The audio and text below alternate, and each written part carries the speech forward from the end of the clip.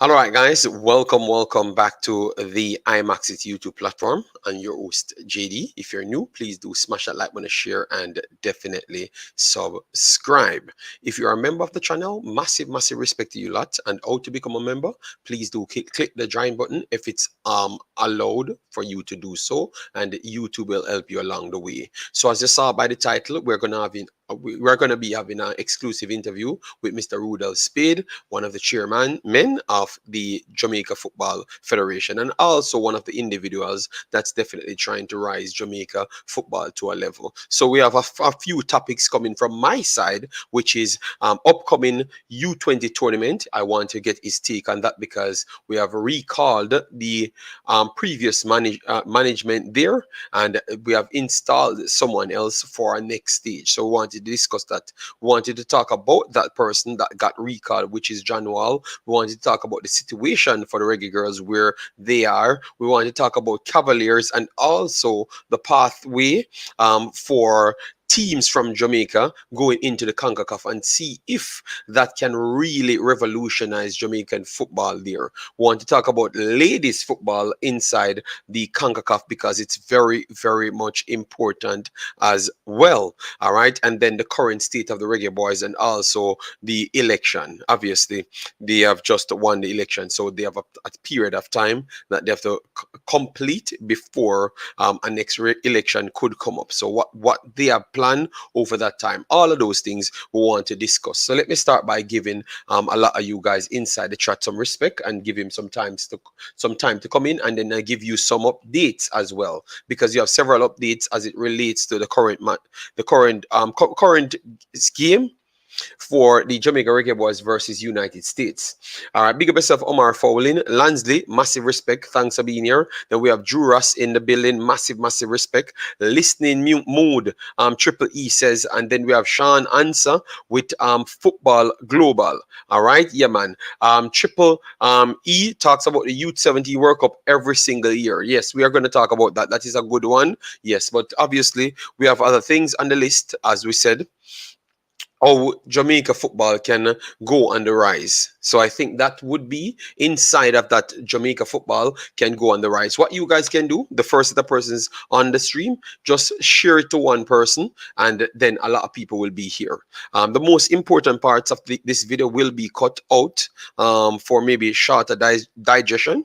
Yes, because a lot of people said that they wanted shorter videos. I will give you that. So let me give you some update as to what took place over the week so far. So Jamaica should be playing a game against United States. Game one against United States in the semifinals. All right, yes. If they do win that game, they would have moved on to the finals of the Nations League. But if not, they will still have the third place game to play for. The other side of the bracket is Panama versus Mexico. All right, yes. So game one coming up, and because game one coming up, we had a list of 23 that is very much important to talk about. I wanted to go through that 23 for you guys and tell you what took place with the squad, like personnel that made it and who had to actually get replaced. Yes, because it's important as well. All right, so let me go through the listing just to fill you guys in for persons that never came on the channel before or not really keeping up as to what's going on. So this is the list that we have: Andre Blake, Shaquan Davis, and Jamali Wade. So Shaquan Davis came out through the pathway of the double stage thing that they are doing with the actual national team, where in which Al Grimson, in his free time, he would have gone through the process of trying to get some of the young kids some game time. So they went through a few matches in the JPL, and also a few through friendly versus Trinidad and Tobago. All right. So Shaquan Davis is one of those guys that came through that program. Jamali Waite and Andre Blake are the two individuals that are pretty much 1 and 2, we could say, for the national team at this point. Then you move on to the defenders. You have Richard King, one who I do believe that came through the same program. Damian Lowe, Deshaun Bernard, Michael Hector, Dexter Lembekisa, Tavan Gray, and Greg Lee. That's the defensive department. We have not heard anything wrong with the defensive department. Midfield, Daniel Johnson, Joel Latibodier, Bobby Reed, Karai Anderson, KC Palmer, Ronaldo Cephas. Ronaldo Cephas left from Jamaica to go to Ankara Gucci, and he's doing well there, so fully deserved to get that call up at this point. I have not heard anyone in the midfield department got replaced. Then you move on to the forward line. You have Corey Burke, Bailey Kadamatiri, Demarai Gray, Shamar Nicholson, Michael Antonio, Jamal Lowe, and Kaheem Dixon. Kaheem Dixon is one of them that got called up through the same program. So why am I saying that is just to show you that the coach stood to his words, stating that once you perform and he believes that he can work with you, based on the current situation, which I'm going to explain, you're going to get a pick. So we saw Shaquan Davis, Richard King. Now we saw Kaheem Dixon got that nod. And also on this forward list, you have Bailey Kadamatiri, a young 18-year-old in Sheffield in the championship. All right, very good, strong player, very educated to run the channels. He looked like he chose to play for England's U19, so he's not available. But him playing for England's U19 does not state that he can't represent Jamaica in the future.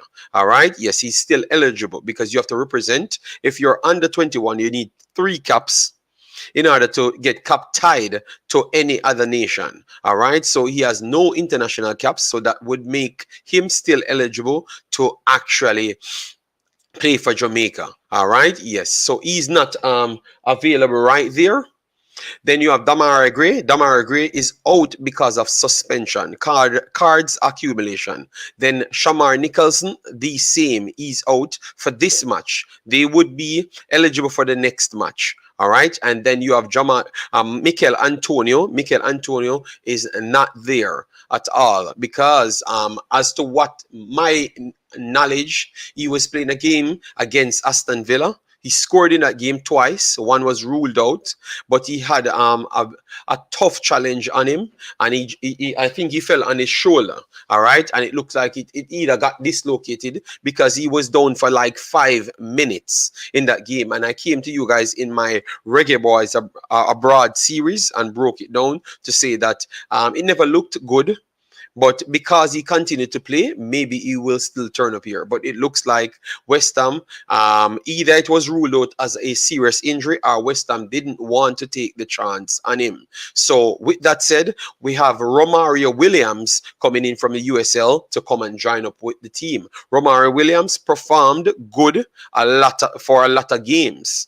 I strongly believe that if it wasn't for Romario Williams performing in 80 game, coming on to draw 2-2 when we were losing in the National Stadium and against Grenada, I think we wouldn't make it to this point. So the fact that he did such a good job and he was on the outside, I do believe that that is a good inclusion. I know a lot of people would say that the USL is not active, or it just became active, which is like the 9th of the 10th, the 9th or the 10th of the month. Yeah. But I can understand we are in a situation, so I decide that I think that it's good for them to call him up, and that's it. We are going to have a short-handed roster at this point, especially in the forward areas. But if we do keep the midfield and other areas together, I think that might be a big help. All right, so that's all the things around the national team. And then now let me give you this one. The press conference should be going on now, taking place now, and I think Jamaica's part will be maybe in the next 5 or 10 minutes. All right, and then obviously once it comes out, it's going to be out on YouTube. All right, yes, so that's every single thing I have listed on the top of my brain for the Jamaica team. All right, make sure to smash the like button, guys, share and subscribe. Hopefully, Mr. Speid comes in early so we can chop it up with him. Alan, Wedderburn, how are you doing? All right, Tyrone, massive respect. DNA in the building, float management in the building. Rickman, all in the building. Lansley in the building as well. Ernest in the building. Rayman in the building. Yes, man, like up the video. Yeah, and Bessas documentary with David as well. Mr. 433 presser already so far in the building. Patrick Cameron in the building. All right, thanks for being here. Well, we're going to get all this information. So we have our guest here. So let me introduce him. So good afternoon, Mr. Good afternoon or good morning. I think it's good afternoon because it's already after 12, right? Good afternoon, Mr. Speid. How are you doing? Good afternoon. Thanks for having me. I'm doing well. And you? I am here, busy, doing a lot of things, but obviously, you know that I run the YouTube channel, so I have to kind of get the information as it comes. And I can tell you, good Lord, you can't sleep with the Reggae Boyz because things keep on happening. But luckily, me and you have to talk about different things from the Reggae Boyz also. But good Lord, man. I'm just hoping that a tournament goes on that will just have a smooth sailing. Or you don't think that will happen? No, man, we have some of those. It's just infrequent, but this one was always going to have problems because of the red cards. We were not so disciplined. We have a couple of red cards, but we were just trying so hard to qualify that people wasn't thinking about those things, and then we had the disciplinary thing. And then now we have an injury, which, Mikhail actually sent in the doctor certification, so we're able to replace him. They did the right thing. So, some of the time, we as coach have to just say it is what it is and just move on. So I'm sure that the coach has reached that stage already and just trying to move on to do the best that he can for us. All right, thank you very much. Even though we never wanted to start on that, I love the fact that you put that right there. Mikhail sent in that document to show that he's injured for real. So I love that because we have already heard people starting to say that the guys them are not committed to the program, which I was watching the game, and saw the challenge, when he dropped on his shoulder, But he got up and he was holding his arm for like 5 minutes and tried to get through the first half and then maybe did like 10 minutes in the second half and couldn't continue. But I'm surprised that people still saying these things about these players. So we're not going to even go there because we have some other beautiful things that we wanted to start on. We saw you we were promoted for your Cavaliers team in Concacaf. And at this point, Concacaf is doing so much. Is this the pathway to revolutionize teams in Jamaica? That's the first question I want to ask you. Because I'm impressed when I see the listing of things and how much they're paying out and how much I know that the connection between movements from countries to countries and quality of football improves players. Oh, definitely. And but they can do more. I'll never stop saying that they can do more. We probably need a bigger tournament, that more teams in our region will get a chance. Because I have to look at it regionally, not just us. I can give you an example, and some people might be for it. One of the reasons what we as Jamaicans have to realize that beating up the Caribbean every day is just not good for us. We need them to improve so we can improve further. So we have to look out for them every time we look out for ourselves. Because what used to happen is that, Mexico used to just beat up everybody. America now doing the same thing. But because the rest of the nations is not as good as those two, when they move on now to international competition, they just can't cope. So you see, if they had better teams here, then they'll be able to cope better when they go into the World Cup, etc. So you might want to win all the time, but the truth is the whole region must come forward. If the whole region don't improve, it don't make any sense. We'll just be participators when we go to the World Cup. We won't even be pretenders. And we won't be contenders. We'll just be participators when we go to the World Cup. So the region itself have to move forward. So then the top teams from the region can do better. Okay, so you're saying that you would love not just a one-off game that you got and like it's automatically a knockout stage. You would want more games, like for instance a league format like the Champions League and the Europa League. So you get more games with tougher teams. No, what it's a learning process. So I don't want to get beaten first and say, okay, what did I do wrong? And get a chance to come back somewhere instead of just play about the same team a couple of days before you can correct anything. So if it was like you're right, the champions, we had 3 games home and away, then I'll be able to second myself and say, okay, how we improve. But just doing this once a year, it's better than nothing. But we have to do much better in this region if we want the product to rise. Okay, and I do agree with that as well, because I realized that some of the teams actually got better as it goes. Like the second legs of games, they look a little bit better because now they have gotten the real test of these players.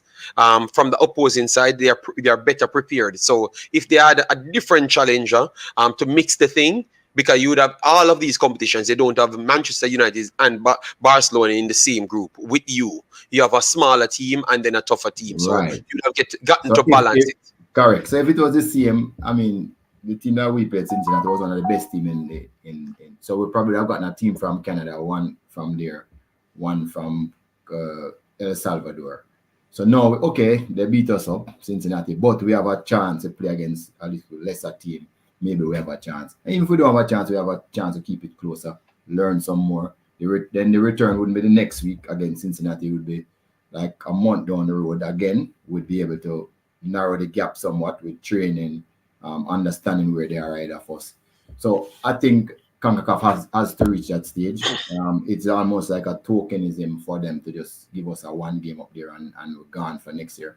And if we don't qualify from Jamaica next year, then it's probably another 3-4 years before we play a team again in the MLS. So that is why I think they can do better. All right. That's nice, and I love the fact that you touched on the Jamaica side. How hard it is to make it back there, and how dependent are you on making it to these competitions to like fund like a stable growth in your club?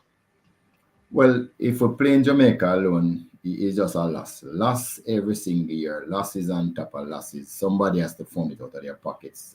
Sometimes people get sponsorship, but it's just not enough. It's always every team in Jamaica operating at a loss on operations. So you'll have to be funding it out of your pocket. And we have seen a lot of people who funded teams out of the pocket go broke eventually. So it's a hard world, So there's a couple of things you must do. You must play in international competitions. And as a matter of fact, playing there before this year wouldn't have made any sense because the prize money was like $75,000 if you won, and you got $15,000 before. So again, it was a lot of people didn't want to go in the competition. So it's a good step where CONCACAF start to give you some good money to play, which you will be able to not make a loss, at least break even. And if you did well, you would make a profit. So that I am happy that is continuing. But playing in Jamaica alone is a no. Now everybody realize what is at stake now. So the competition in Jamaica, I think, is getting harder, but it's a good thing because every team will get better. Okay, that's very nice. That's very nice, and obviously that's the thing. What people want, you have to have something to aspire to. Because before, if you are just playing every team, you're just trying to prepare to get better than these teams. But over history, it shows you last year, you guys went further than.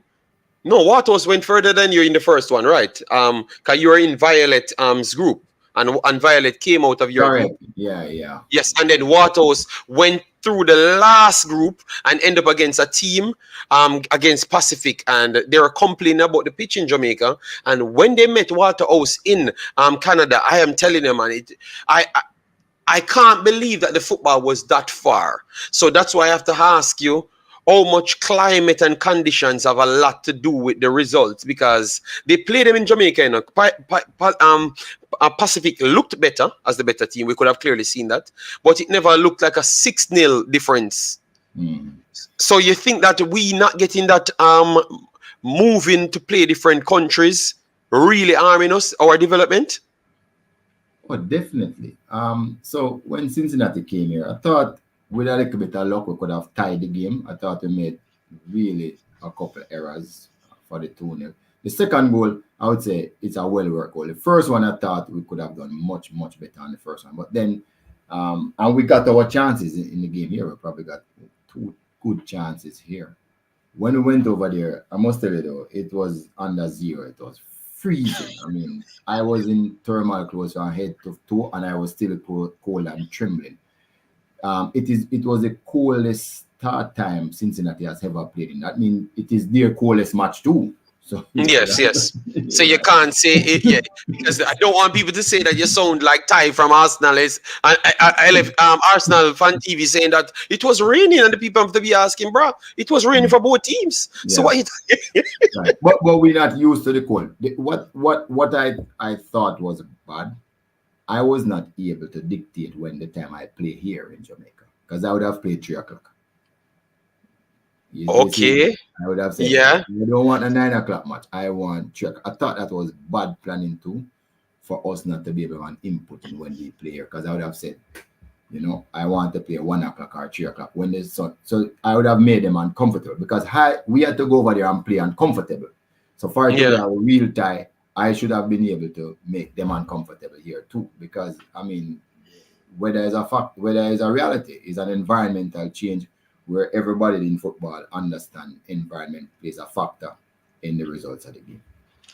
But Mr. Speed, how are we going to improve that? Because now we have seen before you had to go to the talent tournament to get competitions, and you have to qualify or get invitation for those competitions. But over the last 2 years, I have to say big ups to the Concacaf because they're, and also FIFA, they are opening several different doors for teams like countries to send their teams to different locations. So are we going into any new competitions like for U17s to 23? What can you tell me about that? So more people can acclimatize to these different conditions. So when you have them in the future, they already kind of not adapt, but at least aware of those conditions.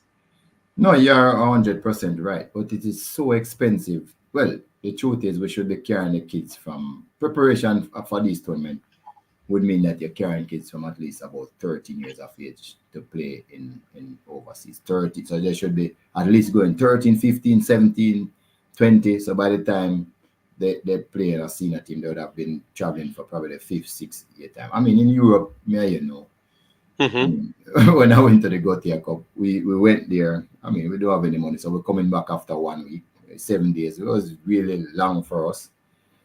When I spoke to other coaches, they said, okay, well, I'm coming from like Norway Cup, and then we came to the Gautier Cup, and next week we're going to the German Cup. So I'm saying, okay, we have to go home because we don't have any more money, and this is what we can afford to do. So we're not competing with at the same level like the European teams who building their stock of players and experience, etc. So what we have to do in the CONCACAF is to realize that, as I said up front, is to realize that we will never catch up unless we start to do those things. So we need more tournaments. It can be is when you reach it. I say that something like this we're going to play. We want to have the under 19s tournaments similar like what they do in Europe. We have the club tournament at under 19, the club tournament at under 15, the club tournament. So we're gearing our kids to play against those better teams at adult. And also, one of the key things that will happen is that we'll start to identify the gaps between us and those bigger countries from an earlier age. We're taking too long to identify the gap. Okay, so you think that with that a bit with that now with more games presents itself, it's going to not just improve the players, but also improve the coaches as well. Yes. Gap identification is a big thing when it comes to football. Listen, you if you notice with good quality teams, even if you notice in Europe now, remember anytime our English team used to go to whatever what the place name, what the place name in Europe. They used to have some teams in Europe that just came into European football, and it Hmm. was a regular 6 love, 7 love, 8 love. Okay, okay. You're talking Malta and those teams. Yeah, yeah, yeah. Rush and yeah. They have gotten better because, but Right. as you said, they have more funding. Their competitions give them more funding as well and Yeah. infrastructure from early days. But I heard something. I know I never had this on the list, but I heard something because at this point, the persons that's spending the most money in the entire Concacaf region. I know this is a fact. It's not United States or Mexico. It's actually Panama. So, and that was funded from themselves because they have heavy sponsorships, but also the FIFA program as well helped them out. And the other day, I heard them congratulating FIFA to say that with the combination of things, led them to this part. And now Panama is one of the top teams in every level of football in Concacaf region. So I heard that you guys were on a FIFA program. How close that is to what Panama got? Well, I mean, I don't know how much Panama got. I know that the Canadian Premier League got a whole heap of money the other day, like lots of money. And it's an injection like that I think we need, because if you ask me, I think if we get that injection of money, we'll be able to compete with the Canadian Premier League. That's what I think. I think we're not so far away from it.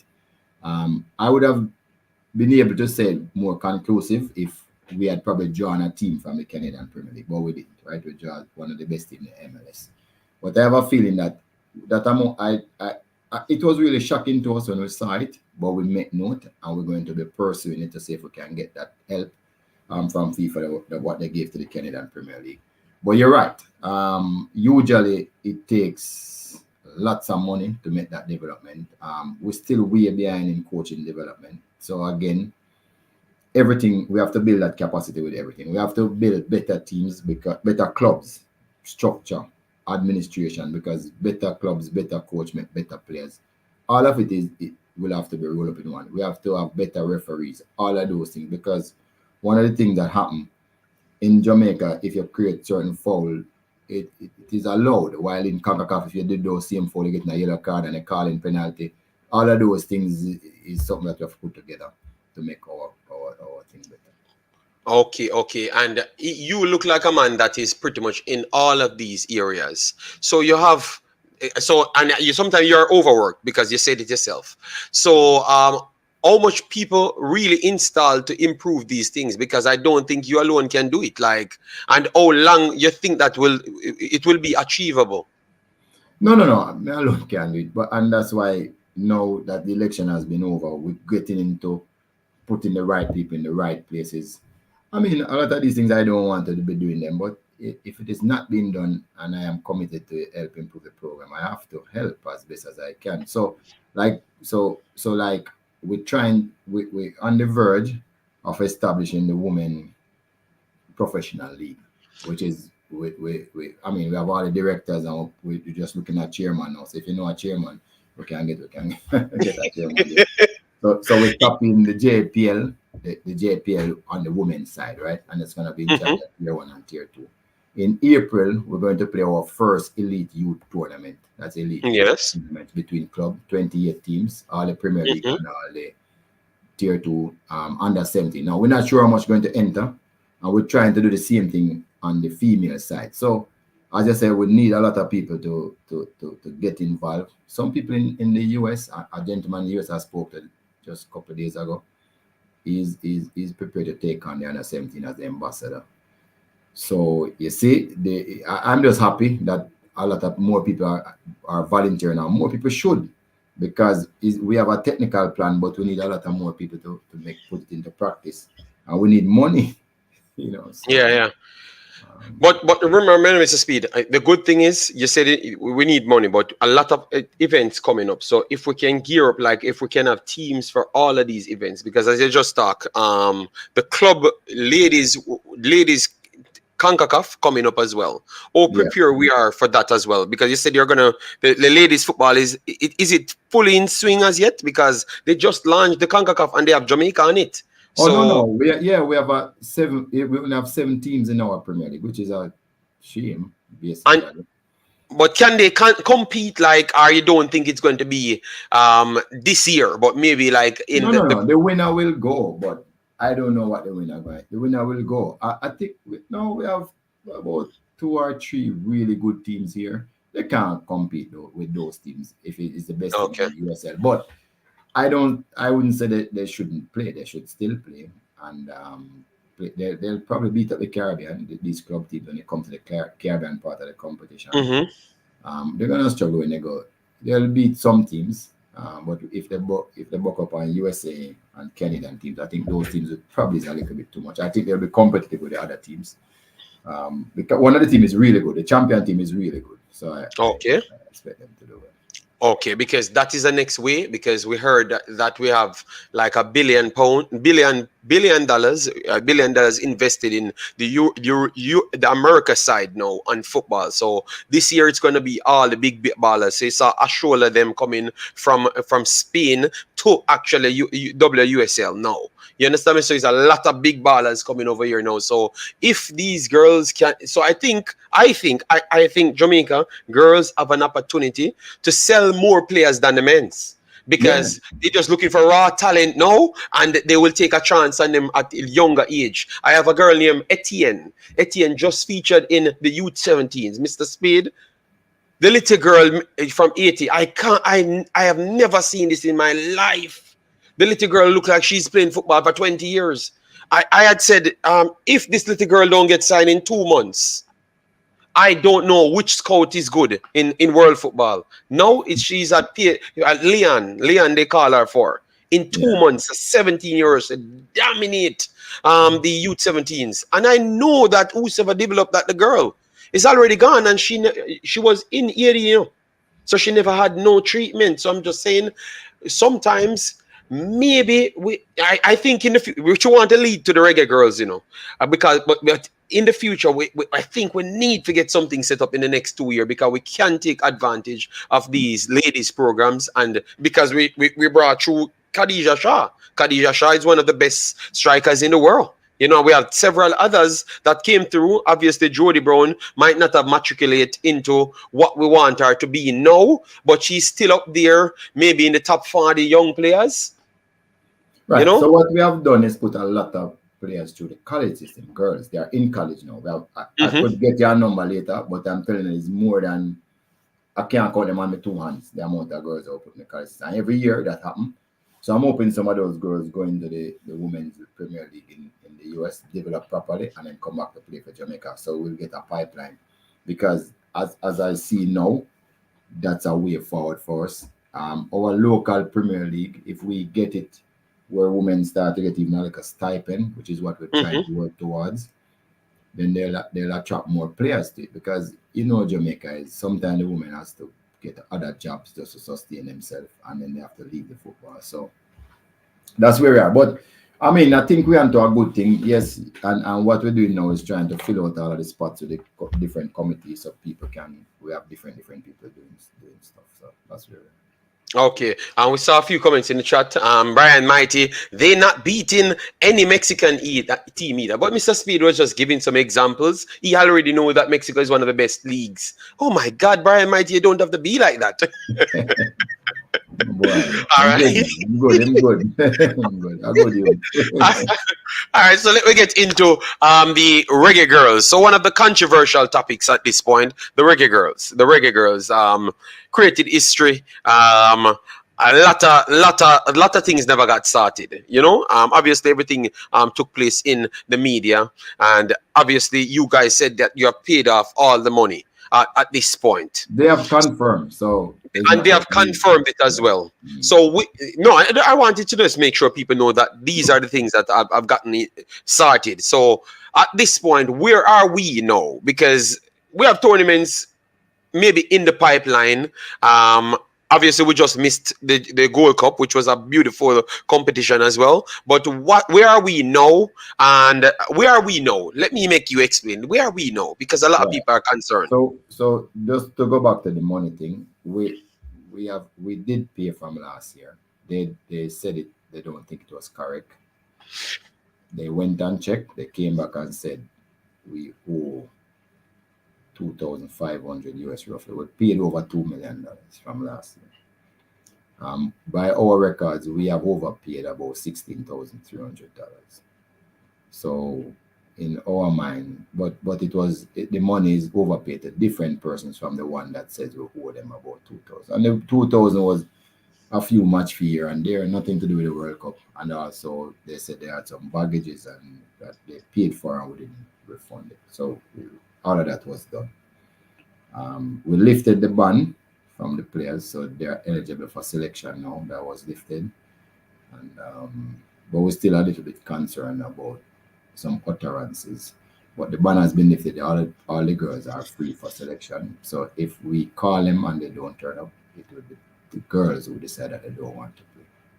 Okay, Of so course, all this in relation to whosoever the coach want to call, because the coach would have been working with some already, and he might not want to call all of them. He might want to call some. I don't know what the coach can do, but all of that now in relation to yeah. so so this is a point where we don't have any official games for maybe the next 7 8 months, right? So before we have maybe World Cup qualifiers, will be trying to gear up. So are we not in like in the race to get a next coach, or we're gonna just work with the current coach at this point? No. The I must tell you that um sorry. I must tell you that you know our technical committee works very hard to try to identify coaches, and we will be assessing what has transpired. We'll be assessing the quality of the girls that are going to come and what is needed to qualify for the next World Cup. And we'll make the required adjustments. That was always the case, that we'll make the required adjustment, and we will. I don't want to say too much, because at the same time you have to understand um, that we have placed confidence in a particular individual and want him to feel confident whenever he goes out. We have matches coming up in April. There will be no new coach in April. That's as far as I can go. Okay. All right. So there is no new coach. So we have to and In April. April. There is no new coach in April, at least, Yeah. and that coach has the ability to pick anybody he wants to send an invitation to, and it's down to them to return if they want. All right, but it's not on you guys anymore. All right, so because we want people to make sure it's clear when we're done with this, because we're not going to be going over it anymore. All right, so that is good, but you said you don't want to dive on that, so I'm going to leave that alone, because I had a follow-up question to ask. Like, then the next coach would have had limited time to get them together, when really and truly he could have been implementing his plans at this point. But you said they don't want to get into that, so it is perfectly fine. No. It's a fair question. I don't mind questions. I don't mind questions. I mean, look, I try to tell everyone all the time, say you have to be careful. A business is not just one part; it's a whole heap of different moving parts, right? Mm-hmm. I mean, we could have gone ahead and employed a coach long time, but the different coaches are demanding different things, and it never.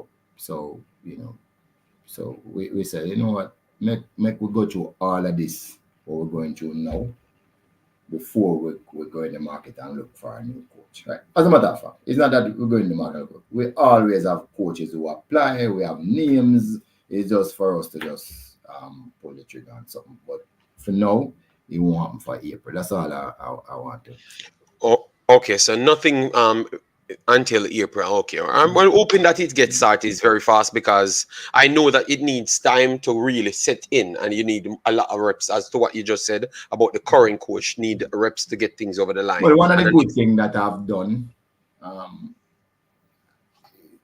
we ask coaches for reports. They have to report to our committee. So right now, we have a list of all the coaches. We know the players who played in the World Cup. They are very documented. The new ones is documented too. So now we have a list of 60. So when the new coach comes, it's not like the coach is going to be looking around the world to find players. We can just hand the new coach 60 players. In the Reggae Boyz, it's the same thing. I have the list of all the players we're scouting who want to play for us. Yes, all the ones who have played for us before, all who would have been on the first team, the second team. I mean, the coach has given me all those information. So, as I said, we're not like how it was first time, where we're disorganized and our coach come off a start from scratch. That's not the case anymore. We have database on all of these players, what they do for a living, we position them, play, all of those things, what them eat for breakfast. We have all of these information on all of the players.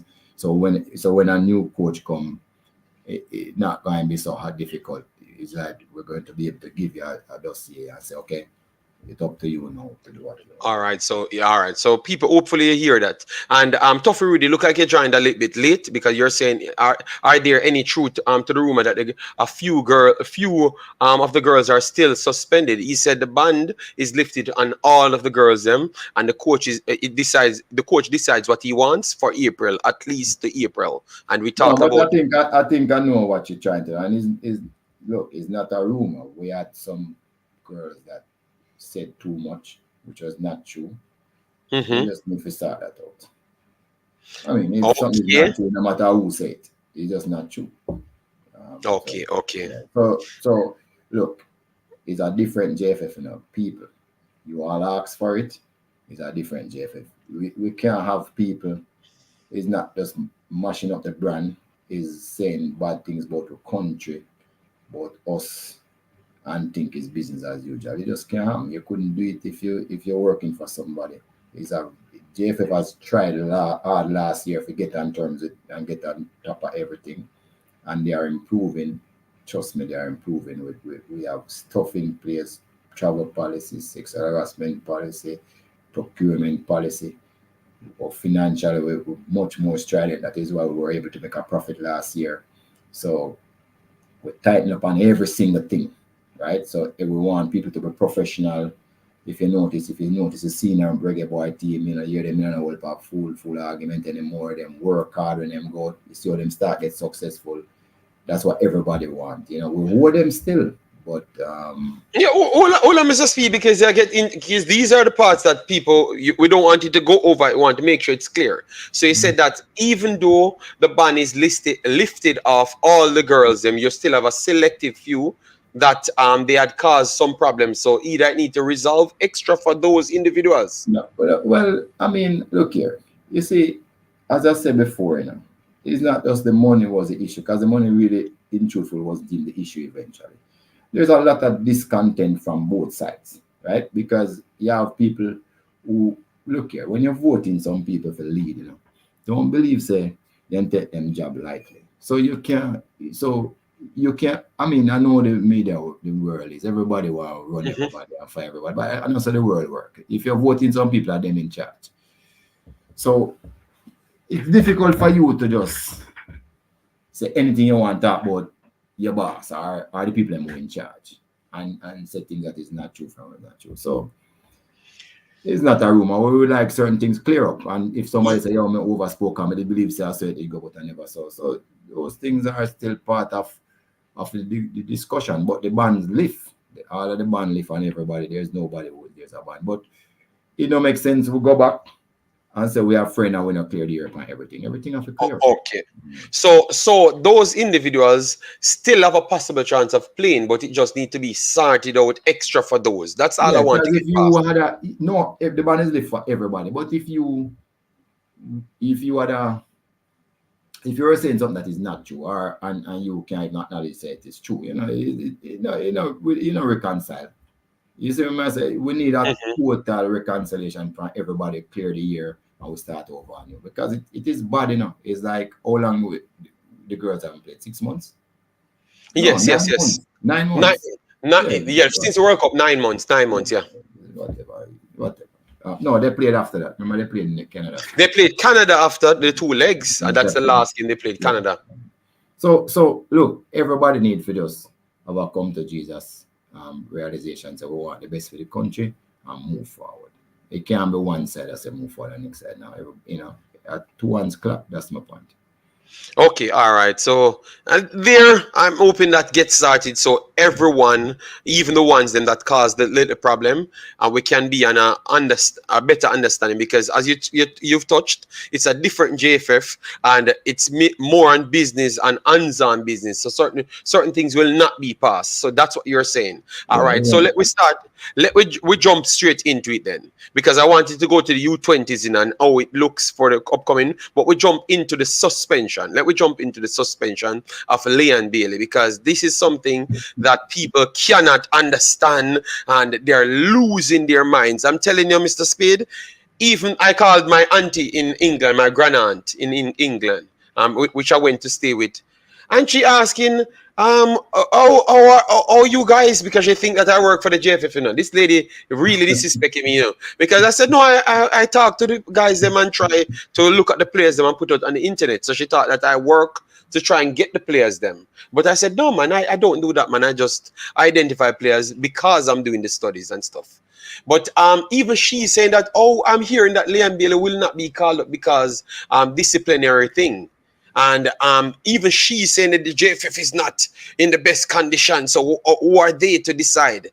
So just educate me, educate her as well. I can't even tell her anything. Just educate her because she loves Leon Bailey and cuss me every week about Leon Bailey. So, you know, funny enough, the coach don't believe in a curfew, though. They believe that yes, he said that. He said that as well. They don't even believe in a curfew. So the contract that we wrote to the coach, and the coach never even asked us to write a tonight contract. And I was one of the person who actually did this contract with him, right? Do all the negotiation and write the contract. And when we write it, him agree. Selection of player is the coach's prerogative. No interference. Nobody can interfere. Not us, no president, nobody. And that is written in his contract. So if the coach decides to pick or don't pick, we don't care. That's his job. We only assess him based on the job that he's doing. In the contract, though, we reserve the right to remove a player if the player does certain things, like really bring a game in a disrepute, you know, whatever it is. But as it comes to Leon Bailey, is the coach decision and the coach decision only. We don't have nothing at all to do with it. We don't care. We don't business. My understanding was that the coach told him from the Canada series that he wasn't going to select him. It's not anything new. He did tell him from before.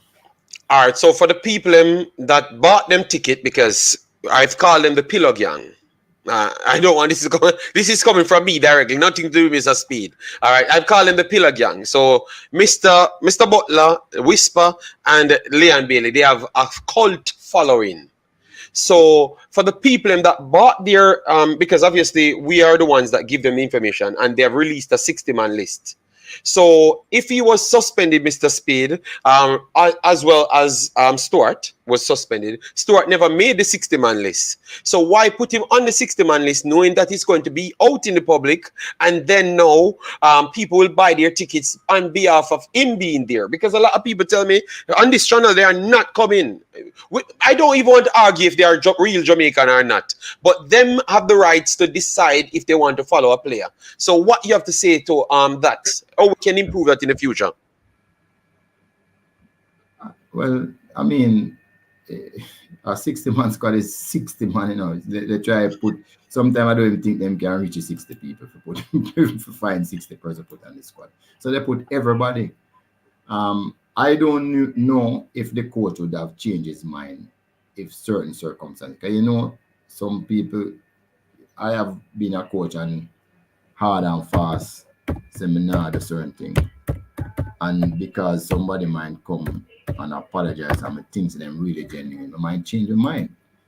So I thought picking the 60-man squad was making sure that all eventuality would have been covered. So I don't know if nothing wrong with him being on the 60-man squad, because I mean, so you wouldn't consider if something is like that happen again. Now you know that they have them following. They have their cult following. That if they do see them on a product, they are going to want to support that product. The truth is that those people don't decide if the coach keep in job or not.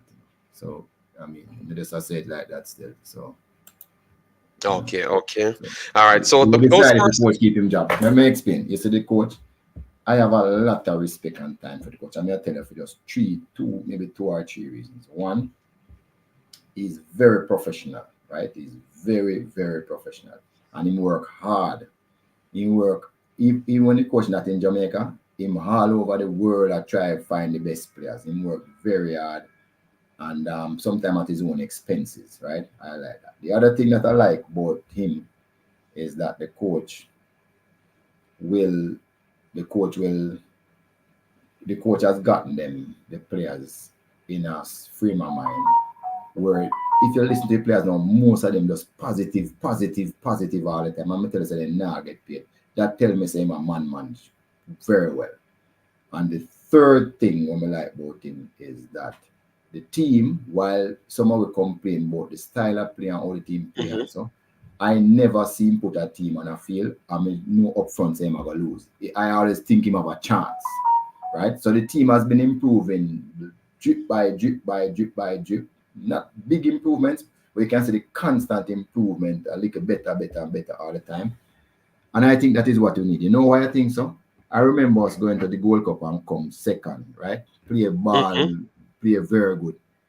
I remember you had the group of four, then you have the hexagonal round before you go to the World Cup. We couldn't even Yes, come yes. to the group of four after that, which tells me that whatever the performance was, it wasn't real. It was farcical. Maybe because we did offer them all the prize money. Maybe because we just get a purple patch that time. Then maybe the players them either use a common enemy approach and just perform out of them skin.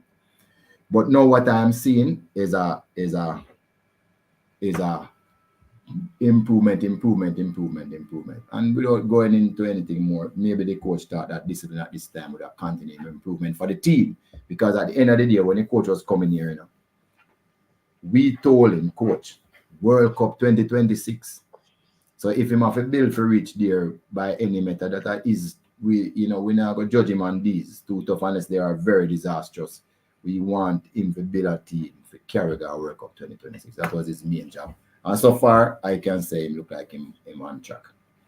Okay, so you can categorically state that Liam Bailey never turned down any contract to not turn here. He was suspended by the coach, and it was the coach's decision. Because Only. even that confusing the people out there saying Liam Bailey never wanted to turn up, because and that's a problem. And where I want to go into now, Well, him that fans them shouldn't have an issue if him decides he don't want to. For him fans them have an issue. yeah, but we need to get the truth out there. We need because I know you saw these things here, so I'm just trying to clear Yeah. it up. So you're saying that the court suspend him and never him no one turn up nowhere. And it was So done from the Canada series before he left to go home. He was okay. All right. So people, please don't sell, because remember the product is for Jamaica. So don't I know that people's ego might be big and they don't want to seem like they're under control. But under control sometimes is not a bad thing. All right? Yes. So anyways, let me move on to the next side, or we look at things though, Mr. Speed. So we have a game coming up, and as you said, principle is the most thing, because it can bring a more cohesive group together. Because a man might believe that, okay, that means if I do something wrong in the future, I am going to get penalized, because if Liam Bailey getting penalized for what he did, anybody can. So it kind of bring respect to the coach and also the rest of the players there as well. That's how you look at it, right? Yeah, as a coach, that's how I look at it. That's how I look at it. I must tell you, I don't know where Jamaican people believe that they live, because we always have one rule for us and one rule for the rest of the world. Let me explain. Mm-hmm. I am at the I am not playing any football, and I am at the gas station at 1 o'clock in the morning and see players there that playing tomorrow. What are they doing there? Now, we know say Vivian Richards and Michael Jordan and Romario would have go till late night night and come back and do the business the next day, right? Because I'm Mm-hmm. sure some people can do it, but some people can't. So, or you decide who can do it and who can't. So, the truth is, yeah, some people not believe in a curfew, some do.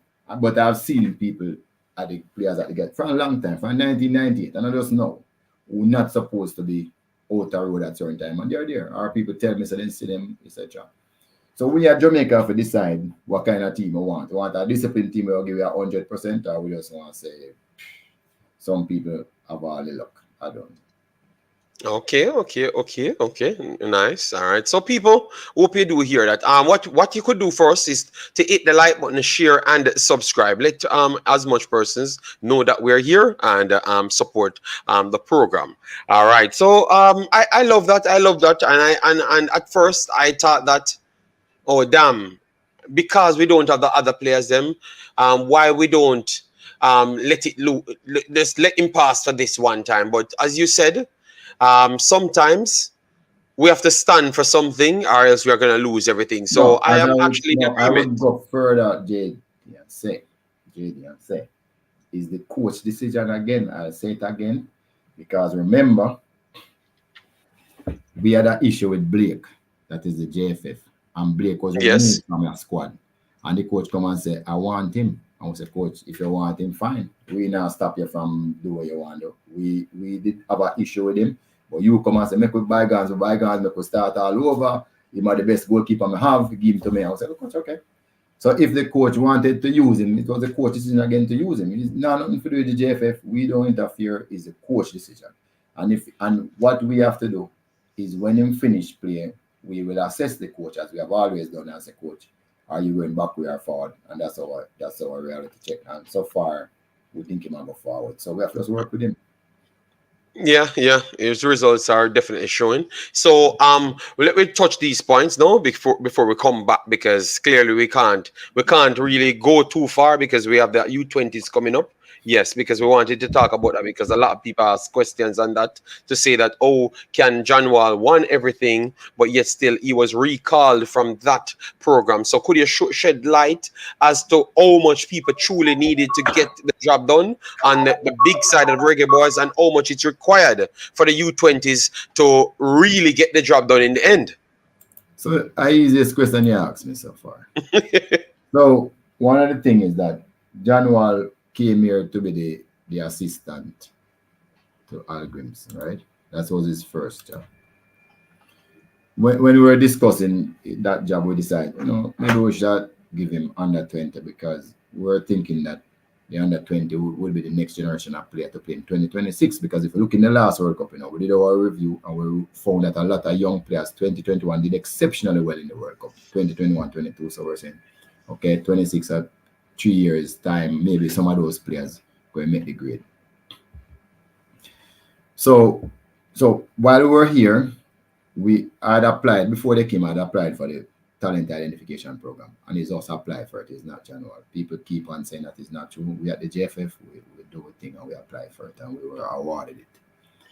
But we wanted a manager for the project, and we were looking at it in Jamaica to find somebody. We couldn't find nobody, so we tuck it onto his job. So now I have 3 jobs: National Academy, Talent Identification Program, under 20, and the senior.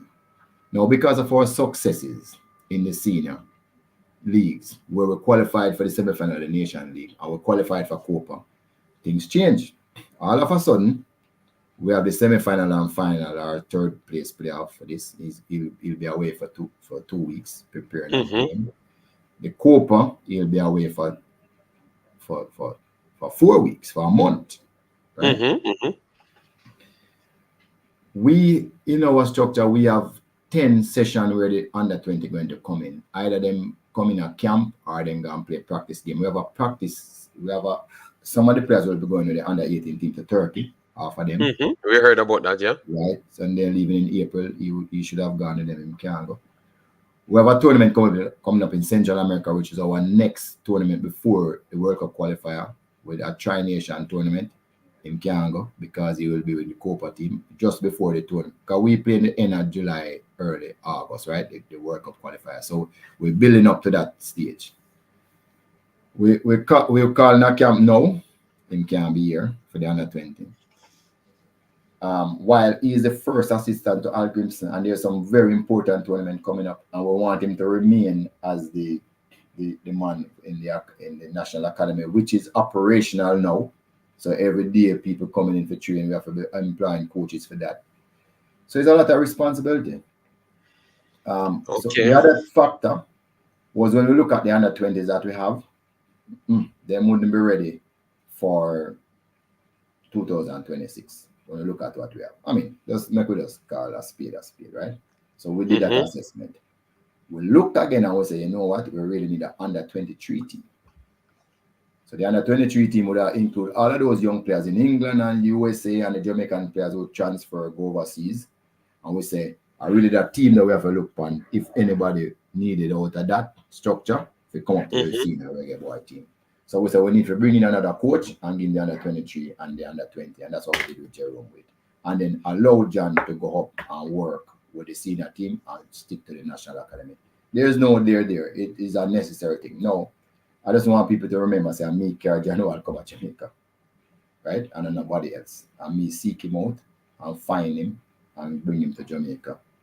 Also, January is still trying to get me camps for under 20 in the USA, as we, like the day before yesterday, me and him on the phone, we speak very well, same way. There's no animosity, people. It's just a necessary thing. So when me and the technical committee look at it, we realize that we need more coaches to give the under 20 boys them the best possible chance of qualifying under supervision by a coach who's in charge, and that's what an decision we make. I tell you, JFF is not the same. We're going to make the decision and we have to make.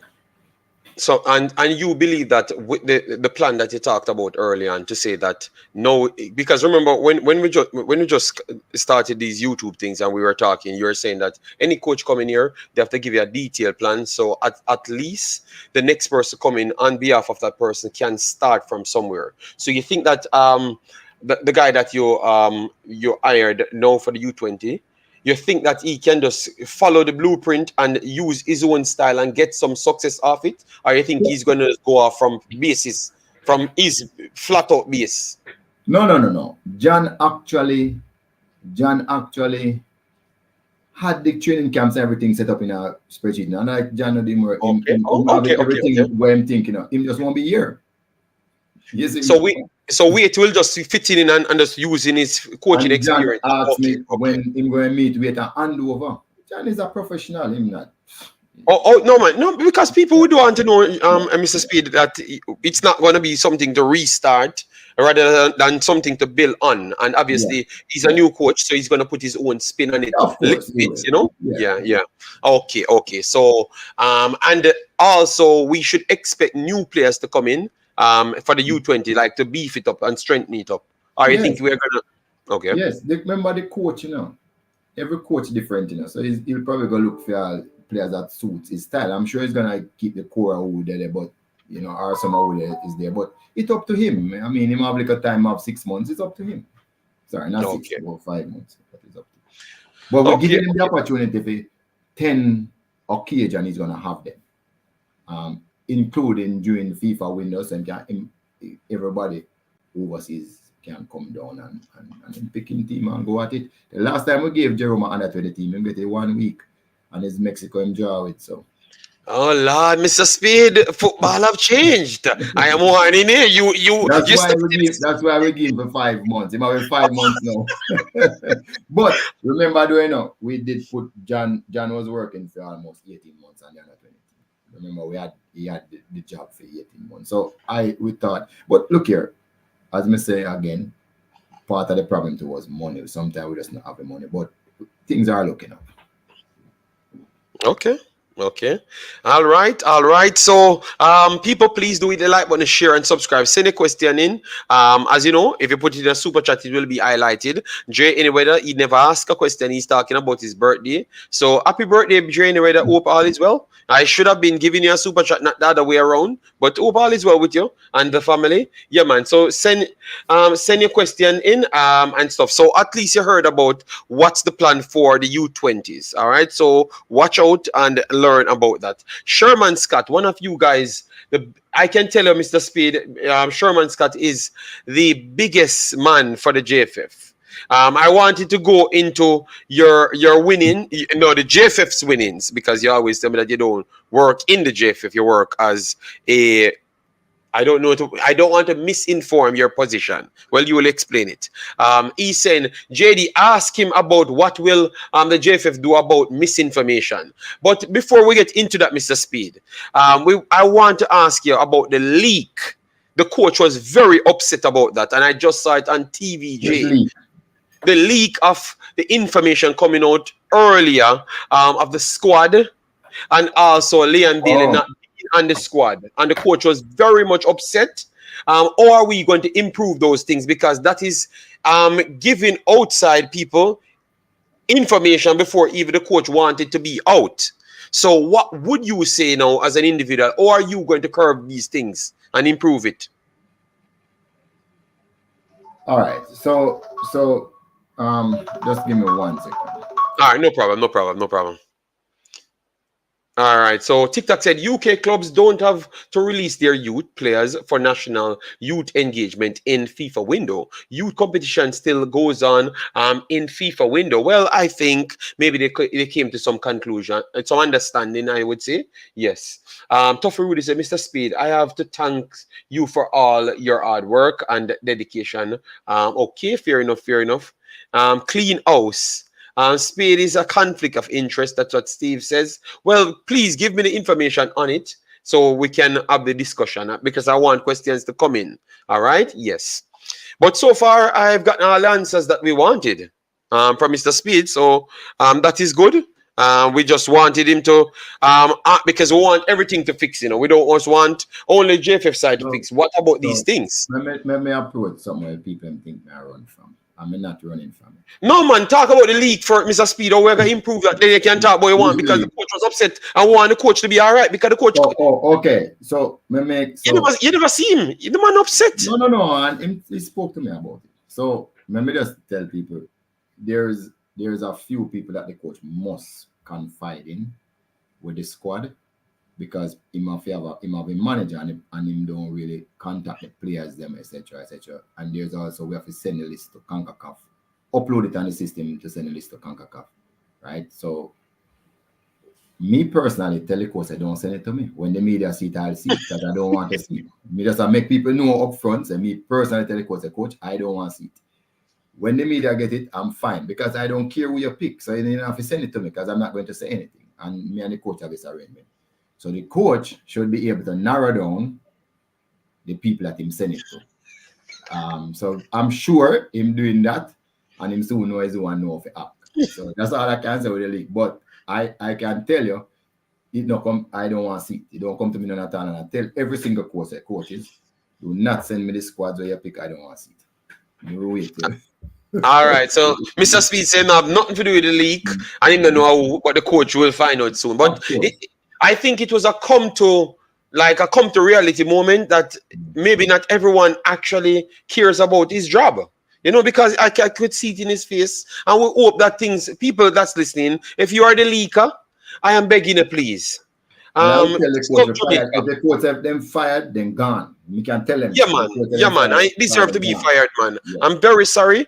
The person deserves to be fired. Our next time, please, just don't do that, man. The man have a big game coming up, and we are doing these things, so the man can't even concentrate on what he really wants to do. So yes, no, not the leader, please. Don't mix me up, the leader don't work. Is that a leaker?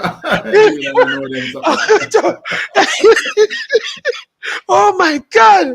Oh Lord! Yes. So Mr. Speeder said he wanted not to run from certain things. What were you going to trigger off? And because you said you wanted to chop up something. No. So this conflict of interest thing, where the always keep talking about, I'm going to say up front right here, say most people who run football conflicted because they all start at a parish or a club or a country. So everybody will say head up FIFA and head up Concacaf and CFU. They're all from a country, right? Everybody knows them are from a country. I mean, everybody, we're still talking about how Canada get back in our World Cup qualifiers. Anybody did see that, right? So it does exist conflict. But what is more important is, can you factually point out something that somebody did something that was that is make you would say then do something illegal then, and that is the question you have to ask all the time. So before me, people in Jamaica football, they all cheer committees. You know the difference, because a lot of people cheer this technical committee before me that had clubs, were coaches at clubs, were own clubs. The only difference is that I make myself available, so people start to understand the role that the technical committee chair. But we always had a technical committee chairman who are part of clubs and part of parishes and part of all of this. And the members are all from parishes. Even though all of the members are from parishes, a lot of other directors that own clubs and operate clubs and are from parishes too. But we have enough checks and balance to make sure that nobody by themselves can dominate. One of the reasons why people talk about me so much is because me actually do a lot of things, new things, but some of them even might be controversial, or people don't understand that I'm progressive, and also become successful in what I do. So I am always there, and people are saying these things. But when it was brought up at the board level, and it was brought up by one parish, it's not that it's been brought up. They asked the parish to prove something that I did, like an actual thing that I did, that showed Mm-hmm. that I'm taking advantage of this conflict, right? And they couldn't. They did admit that them didn't have anything. That is when the Cassava people brought it up, and then I was voted back in, um, like 18-1. Said them not seeing a reason for me to step down off the JFF board. Now again, the election come up, right, when people had a chance to say Speed conflicted and we don't want him. And yet everybody knows 39 votes come in that them want me to continue to do the job that I'm doing because they all think I do a good job. Even people on the opposition side, including, they say, well, when we look over there, we know Speed work hard and them they must have a place in the football. So people on YouTube, it's just because you know one word and you keep on using it. Conflict, conflict, conflict. There's some more other words that you could have used to. Like my hard working, me do a lot of work to help the country. And but what you really want me to do is now sacrifice my club and sacrifice my fans and sacrifice all the people who support Cavalier over the years or bring back from down at the bottom of football, to work for the JFF. The truth is, if the people at JFF say they don't want me, I'll walk away. But they keep on nominating me and say, we don't care what some people on YouTube say. They want me to stay in the administration. And they have, by a super majority, put me back here to work. As a matter of fact, I was appointed first. I didn't have, and the people them know vote me now. I'm not appointed anymore. I'm actually get voted in now. So you Okay. can understand. So the people them really want me to be there. As a matter of fact, me just I'll go a little bit further. I am one of the reasons why my ticket win. So I am one of the main person over there where my ticket win. So again, people keep on saying it, but the Jamaican, people who spend their money and who are stakeholders, them don't see that way. That's all I have to say about it. Okay, so so that is very clear now. So before you were appointed, but Yeah. now people see your work and see your values to what you bring, and they don't have people to replace you at this point, to replace what you do. So they appoint you now. So it's the No, they people. voted. They voted him now. They voted you in now, so Yeah. it is completely different from what took place the last time. Yeah. So nobody should not question why you're here because the people want you here. So when the people don't want you here, they get someone else or go Yeah. find someone else or to make somebody else. Mm. I think that is fair. I'm not, be honest. I'm gonna say that is fair. If the people so if the people actually vote the money in the position, all they did need to do is find somebody else. Then, if And you didn't want actually, him. and you know why it's more significant? That is after 4 years that everybody coming after me with the conflict of interest argument. You Mhm. see, you see it? Remember, you know, World Tracy, Ryan, all of the bloggers, them, every time I come on the YouTube, conflict, gonna keep on saying it. And then everybody we're in a football examine it and decides that, yo, all right, if him even have conflicts, we still want him because of the work we do. And everybody knows me one of the hardest working person in Jamaica that help lift up a lot of people. I am one of the only person that can go across the length and breadth of Jamaica and talk to people about football. Sometimes I tell people I go for play a match and I did it 2 hours after people line up and me say, but me talk to Iman. Them say, no, them wait. Them want to talk to me about something about football, get me opinion on something. You know, I am one of the major coaching educators in the region. I can teach up to the B license level. People see me and get to know me. And them now have those, they know me have a conflict, me still not hide it. And I like to me to hide it. So if there's a decision to be made on the board we have 9 people, how can I vote down 8? So initially, no, even, I didn't even have a vote on the board. Now I do have one. So people even give me more power because they believe me and trust me. And I think you can say what you want to say. I am not resigning. So if you see me do nothing wrong, point it out. I'm good with that. So, because obviously I know that you have some persons that will always watch these videos and take things out of it. And you have to, I know you don't have time for everybody, but for the persons that would have said, oh, you always said no money is involved in it, so why are you still there? What would be your answer to them? Because that's the thing that always come up right after, like, why you're not resigning? You know, why are you still there? So No, can but you please yeah, educate people but on what you do? right. But there's no money in a for Cavalier either. I don't get paid for Cavalier. So why you think I'm coaching? I don't get paid for Cavalier. As a matter of fact, I spend my money.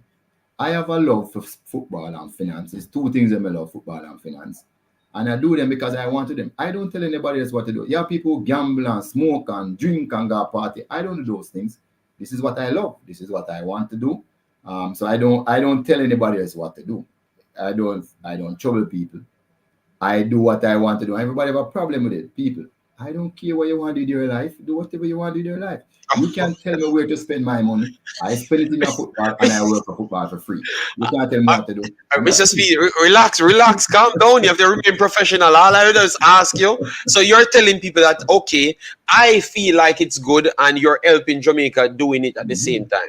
So it's something you like. You don't And have to. 39 out of 56 people, 39 out of 56 people who have the right to vote, just say so too. All right. See, you brought up the next point that we had right here. We got to say this show run very good. They said a person, Danica Knight, said she don't want Pastor on the video. Because Pastor want to ask his questions, but I have to ask you for permission if Pastor can come in. But before we even consider Pastor, let me talk about the election, because I have built a video saying that I know that the current party is not what we desire. All right, not what the people desire. But I believe, based on hearing two sides, this was the day that football got saved, at least for the next 4 years, until you guys show me that you're not good enough and this is not the path that we should be going. That at least what you guys have shown us, we will choose you guys over the next one. Would you agree with me that that was the right side the people have voted? Based on what you saw from both people's manifesto? Me asking that?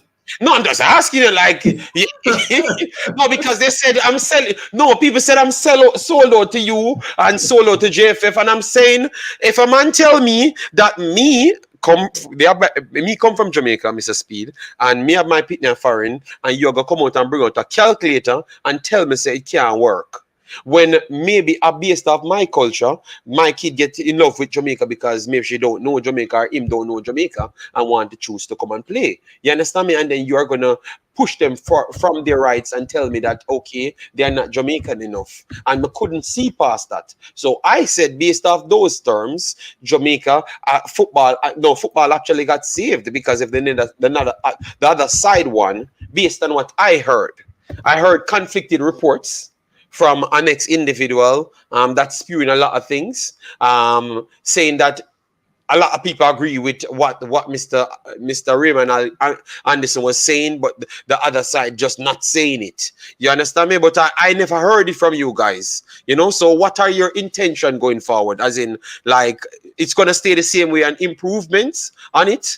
Or you guys are going to revert back to what Mr. Anderson says? Because that's what other persons wanted to tell me, even up close until yesterday. They're saying that you guys are just doing this because you're winning now. And once you do win, you're going to revert back to trying to please your shareholders in Jamaica by putting just only local guys and limit and put quota back in the senior team and all sorts of foolishness. So please explain to the fans then, because sometimes people make a lot of us confused, including myself, confused when I do hear some of these people speak, because I'm not hearing the same thing from you. So as it relates to football, you see, I've been in this post like about 3.5 years, because I say I didn't run the election. I wasn't involved in the election before that. I was minding my own business with Cavalier, and then the JFF board came and said, the president came and said, listen, we want you to help us with technical, because we think you have something to offer there, right? So we pick a committee, they chose me the chairman. That's how I started out. Before my time, there was a quota in the senior team. Remember, every coach talked about these 15 players, and then the rest of development. It's during my time that it was removed.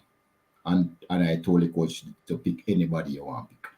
in the senior team. So there's no truth. I mean, you know what is astounding? People don't even see the truth right in front of them face. You heard other coaches before this coach came talk about 15 and the other 7 for Yeah, development. the 16 plus 7. Yeah, Partial, 16 it's a plus. recent one Right. that comes with the 16 plus 7 Right. thing. So Yeah. is still is since this coach come, Al Grimson, me and him sit down, and you have never seen that quota in place any at all. So why is people saying that stupidness there when we do it? We actually put it in place long time. And I Yeah, keep on saying it. There's no quota for senior reggae boy and senior reggae girl team. No. but Mr. Speed, no, you just said that there was a quota in the senior team and it Before. keep on happening, and then you are the one who come and clear up this thing and I try Yes. enforce that there is no quota and all coaches should have the right to Me clear it up. If you look on the senior reggae girl team, there was only 6 players born in Jamaica. If you look on Al Grim's team, sometimes I have 3 or 4. It don't matter to me. It's just so the senior team is our pride and joy, and that is a team we make most of our money. And that is a team we want the ranking to rise because it have other downside, other effect downstream. When you see a team rank high, you get more money for your appearance fee. Even people who are selling players get more money for them players, etc., etc., etc. So what they are saying, what we have done, it don't match out. It's just people making mistakes. Okay. All right, so that is just mischief, and time will tell. Because you have just brought up a fact that when Paula was there, they were talking about the 16 plus 7. So that literally mean, oh wow, all right. Thank you, Mr. Speed, for And that answer. before Paula, you could have said the Was mix there as well. national team. You always say 7 local and 4 overseas. Still have people like Jamal who walk out and go back and nobody want to play anymore. I mean, so people is saying that them disingenuous will be saying that about us. Yeah, but that's not true. I love that honesty right there. Someone, Docklands did it beating me up at the top to ask the question. The one that I asked, like, what side will you pick? I was just talking like an outer body experience if you weren't working on one side based off what you just heard, Yes. Okay, well, I am not the greatest interviewer. I'm very sorry. Docklands Tenet. All right, since you're the greatest. The last day he talked about Amari Bell is okay and he's going to be fine. When the next day, Mr. Speed, we saw Amari Bell string up in the hospital. And if I tell people Amari Bell is going to be okay. All right, so anyways, we have a few more. The pastor really stressed him in, man. JD, ask him, considering that he has the position permanently.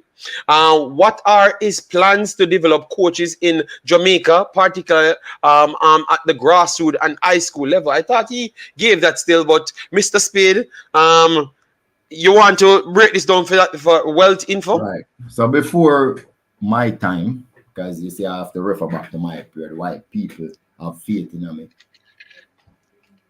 Since I'm there, we have 1 A license coach in Jamaica and 11 on the verge of getting their badges, which is a first. We never have anybody up here, so we never have any B license coach in Jamaica. We have 27 more graduate and we have 29 more finishing up on their B badges. We have 80 C license coach and we have another 80 finishing up on their C license badges. So, and then we have over 400 B license coach. All of those things came to being under my technical committee stewardship. So just to want to tell us that when it comes to, and we are planning to have a license coach in Jamaica between the end of this year and early next year. So that is what we're doing for coaching. After a year, we're going to look to see if we can get some pro license coach, local coaches here, because we recognize that coaching education is one of the main things we can compete with. We have bright people in Jamaica, and we can't compete with facilities and some other things with the first world, but we know in coaching education we can, and that is one of the things that we invest in. It's not so expensive. It's something that we can do. Better clubs, administrator, better coaching education, better referees, something that we're really working on to make sure we improve our football. So again, that are really my pet thing, that are really my pet thing. And I didn't just try to force it, I made sure I led from the front. I am the A license coach in Jamaica. I led from front, make people know, say, it can be done. So a lot of things that I do that people complain with about is because I didn't sit back and push people. I go to the front. So with Cavalier, I make sure I go to the front with young players, so people can understand that. Listen, if I can do it and be successful, you guys should follow. So a lot of things that you see happening in Jamaica, so people might say, "Yeah, you have a club." Yes, I realize I need to show everybody that I can have a good club that can compete overseas, so other people will follow. You see what me I tell you, lead from the Hmm. front. These are progressive. When the A license come up, I make sure I went and do it and pass first. Why? Because I Okay. want other people to realize that you can pass too. So people don't understand the importance of me being a beacon to make people understand say things can happen and just talk. And I think that is what is helping Jamaica. So people don't see the positive, they must see the negative. But guess what? If I was waiting on somebody to push out first to do the A license, maybe nobody wouldn't push out it. So I just Okay. So, wait and but drag once them. you're past it, obviously people will see that it's a reality. So go out there and show what you got. So well said, well said. Lead by example. So Travis, big up yourself. Say big up Mr. Speed. All right, Mr. Spade, who was in position to replace you should the next team won the election? I don't know. I don't think Mr. Speed know that. I don't know who it is. I'll just wish them luck. Me tell her hard work if you do it properly. And Danica says, ask Mr. Speed, will there be similar setup for the girls' youth teams? I thought he said that. Yeah. Yeah. When I want to reach it's not there yet, but I want to reach a stage. I want to talk about football. I mean, girl and boy. So if I say under 17, I mean girl and boy. If you notice, in the last couple of months, I've been building out my technical staff. So now we have Ultimate Butler, who's the under 17 national Yeah. coach. Carlton Simmons is his assistant. We bring in Jerome Waits. I'm building out. We're bringing Rudolph Speid for help. So if people know now, we have Billy Gardner with Al Grimson in Yes. USA. So people now see Yeah. those moves. All of those moves are my moves. Them people just watch it. The diaspora would like to hate me, is the first anybody. What I've done is form a committee of past players in the US and a committee of past players in the UK. Be the Eddie ones in UK, Ultimate Butler, Eddie one in US. If you notice, we have Yeah. about 5 or 6 diaspora camp in the US to identify talent up to under 16 level.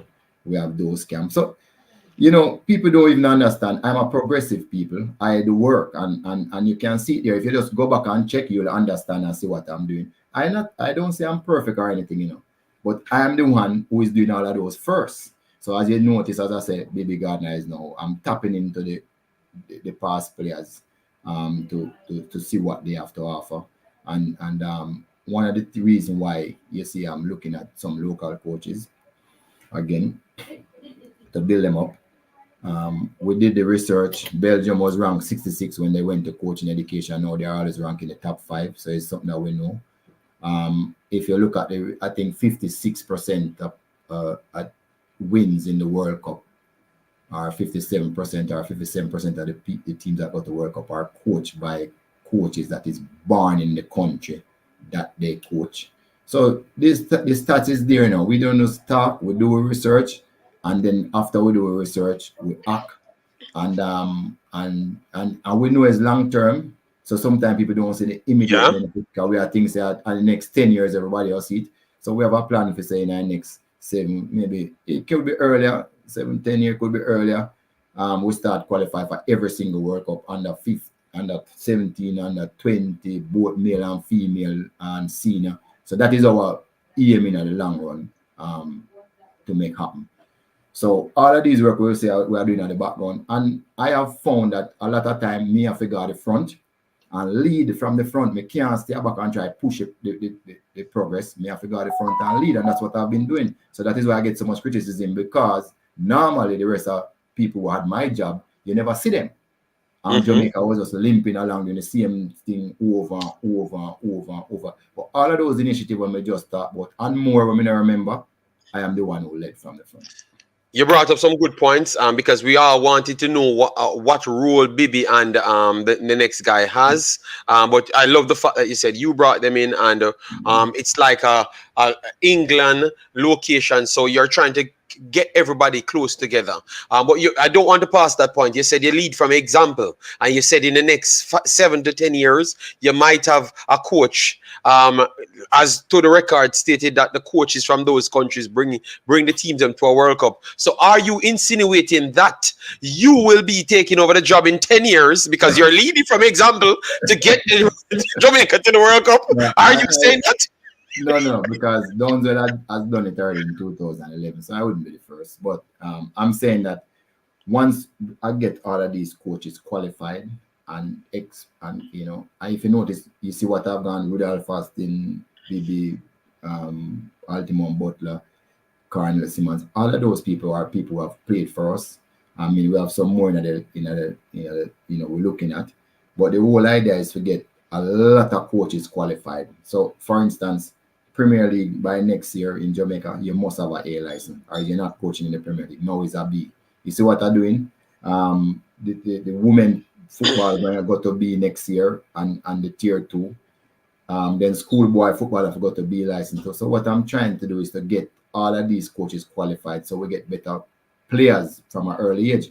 I have a program that I'm working on with what them name the government for the primary school. We select 280 coaches, and I have a program working with Concacaf on them, which are put in place. So they'll do their D license this year and a 2-year program under them C license next year. So even my primary kids will be coached by a C license. Now the person them don't have no license. So all of those things we're putting in place. And as I said before, I am even one of the person who teaching them, because I went and get myself qualified. I can teach at the B license level. I am in front. I am always leading from the front, and people use it to criticize me and don't realize I am dragging up people who don't want to come up. I am dragging them up, literally. We had a discussion like that earlier on today, to say that maybe that was one of the biggest problem we had. We had less people that wants to compete with others, and they try to kill the competition. And you're one of the individuals that might be trying to compete with anyone in the world to get where you want to go. So you're not trying to erase anyone. You're trying to do the job and let your work speak for itself. And we don't have so much of those personnels, and that's why we seem to have this problem of the overseas and the cutting corners and all of those things. So yeah, but that was just my point still, because when they said it, I was saying, oh, maybe Mr. Speed planning to take over the national team in 10 years and qualify. But you said Dunzel did it already at a lower level, but maybe you're still thinking about that still, people. Don't erase it out of your mind. Watch 10 more years. Mr. Speed might be saying he's going to be leading by example. So a lot of people just coming in. We have 300 people. Please do it, like, on the share and subscribe. All right. We have Pastor here, you know Pastor, and we have Jason Guna here, you know him. Just let me clear up this one. Like Mr. Antonio sent in his papers, because you said it earlier. You Yeah, said it earlier. So Antonio let's clear it sent up in for his them. So medical report Antonio, yeah. that he was injured by a doctor. And we're able to replace him with Romario Williams. So that is the situation, right? So Antonio is replaced by Romario Williams. Yeah. And not necessarily Kadamatieri, because yesterday we had the article saying that it's Kadamatieri, Antonio replaced by. I look, let me just say that information that I have. I don't want to get into an issue. But it's one of them. It's one of them he replaced with. All right. But the fact remains, Antonio never not wanted to turn up. He was physically injured. And if you watch the game, it comes back to what we were saying. I just want to clear that to Mr. Speed, because I'm telling you, the trouble that these guys get under, and they're seeing it on the social media. And it's not good for the fan base, because the guys are getting hated on for no reason. Yes, so I wanted to make sure you say it so people know that it's actually true. Kadamatieri is not injured, anyway. We know that. It is, and no, he could have been replaced based on the condition. He is the one that never turned up for Jamaica, so Jamaica never knew he wouldn't turn up. So if they put him on it, it is a valuable reason to change the player. That's what I was saying. But I'm not going to get into that, Jay, anyway. Though. You think that you work for Concacaf, so we'll leave you alone on your birthday for today. I'm not going to smoke you. I'm not going to smoke you today. Let me bring in Pastor and Jace Laguna. What you guys had and what am I doing in my new interviewing job? Because I have Mr. Speid smiling after 1.5 hours just the same. Oh, okay. Let me say good afternoon to those in the chat and the panelists, and then to say congratulations to Mr. Speid on the Ricketts ticket for retaining the leadership of football in Jamaica. So let me say that. And then to say, JD, the interview has been going as well as I thought it would have gone. It is going well. You have covered some grounds, and Mr. Speid has batted well, to use a cricket analogy. So, yeah, you have been going on okay. As it relates to what I would like to question of Mr. Speid in this new tenure, is there any shuffling of the officers, Mr. Speid, as a result of the... I don't know. Is the president, you know? No, I'm not asking if there will be. I'm asking if there is any. I wouldn't expect that you would know if there would be any. That would come from the president. Right. So I'm sure, look, I can't tell you we need more people. That I can tell you up front. So it's not just a shuffling, we just need more people. So there'll be You don't need more people. We need more. Follow up to that would be to ask you, who is the person in charge of logistics, scout management, if you have that, and the manager? Scout for who? For the team, for the teams, for the different teams. We have a scout for the youth teams. We have 4 scouts in Jamaica, one in every region. It is tied up with our talent identification program. So we have 4 scouts on payroll, one in every region, and they're supposed to turn over every stone in the parishes and find players for our youth teams, girls and boys. So we have that in place. As it relates to the senior national team, we don't interfere with the coaches. Them do them thing. Them have them assistant coaches, and they are the ones who watch the games. Finally, if the players can represent Jamaica, and they are the ones who decide what happens up there. So they have wise scout. They don't need people to actually go out and look on players initially. They will use the different platforms to identify players who they need. Then the coach will go and look at them or look at them stats following up, and then he decide if he call them. All right. Before I go again, so one second, because it's a guy, I'm just going to pick between, as you guys ask a question, the comment, because remember, this show is limited. MPW94 said, JD asked Mr. Speid if the opposition gave the board a list of sponsors that was willing to assist JFF. They promised these sponsors. All right, so obviously we heard that the opposing party, Mr. Speid, is nothing to laugh about. All right, the man them said it. And we're just asking you, have they handed over the list of people? No.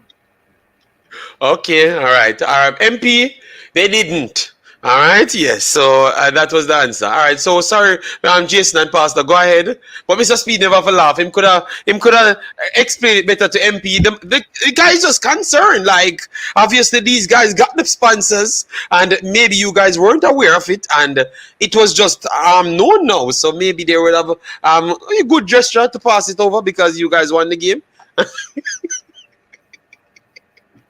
Okay, Mr. Speid not saying anything. All right, go ahead, Jason. What do you have to add to this, Mr. Speid? A troublemaker, I know. I'm telling you.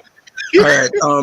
So I have a question as it relates to the disciplinary committee for the JFF and their role when it comes down to handing out punishment to players for incidents. Like, is it a collaborative effort with the coach of said team, or can you just give me like a rundown of how that operation works as far as the disciplinary committee? And what? Like if there's a suspension to be handed out or any kind of disciplinary action to be taken, is that something that the disciplinary committee has any say in with the coaches themselves, or is that mainly for like disciplinary in terms of the competitions in So Jamaica? no, disciplinary committee discipline anybody that is affiliated to the JFF or our. I'm not employees. Employees are different thing. They go through the general secretary who's responsible for employees. But this once you play the game, the disciplinary committee can get involved if they are referred to the disciplinary committee. So, but when it comes to player, coach picking and leaving out player, that's the coach only. Nobody interfere with that. We don't care. We only care about the results that he gets or if he's moving the team in the right direction. We don't care about individual players. We're not concerned with operations. None of us concerned with operations.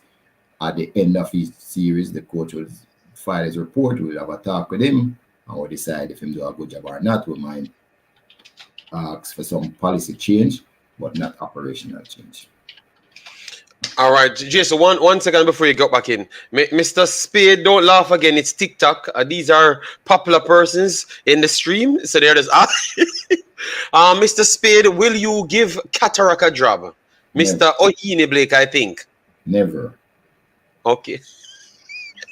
Go ahead, Mr. Speid. This is the fastest it answers he's given the entire stream. So Mr. Oyini Blake will not get a job from Mr. Speid at all. From Mr. Speid at all. So Mr. Speid, I think you need to go to St. Thomas and just join over there, St. Thomas FA, and help them to build their football over there. Then I will look at what he has achieved over there and make a decision. Okay, so I guess he got his answer. All right, so Mr. Speid, let me ask you straight. I'm not gonna try to find any other word. I want everyone to understand. So because you think that you thought that the election was run properly and fair, 100% and no problem. All right, because that is what I've gotten. Even though they never definitively stated that, even with those little discrepancies, it would have overturned everything. But they believe that it was not run fair. So what say you to the public now? All right. So just to tell Javon Wilson, say all the Lennyite fans, we brought in Lennyite to he's going to the under-20 team to Turkey. So fans, just relax. Lennyite is there because, as I said before, our technical committee, we don't have no favor and we just look for the best people.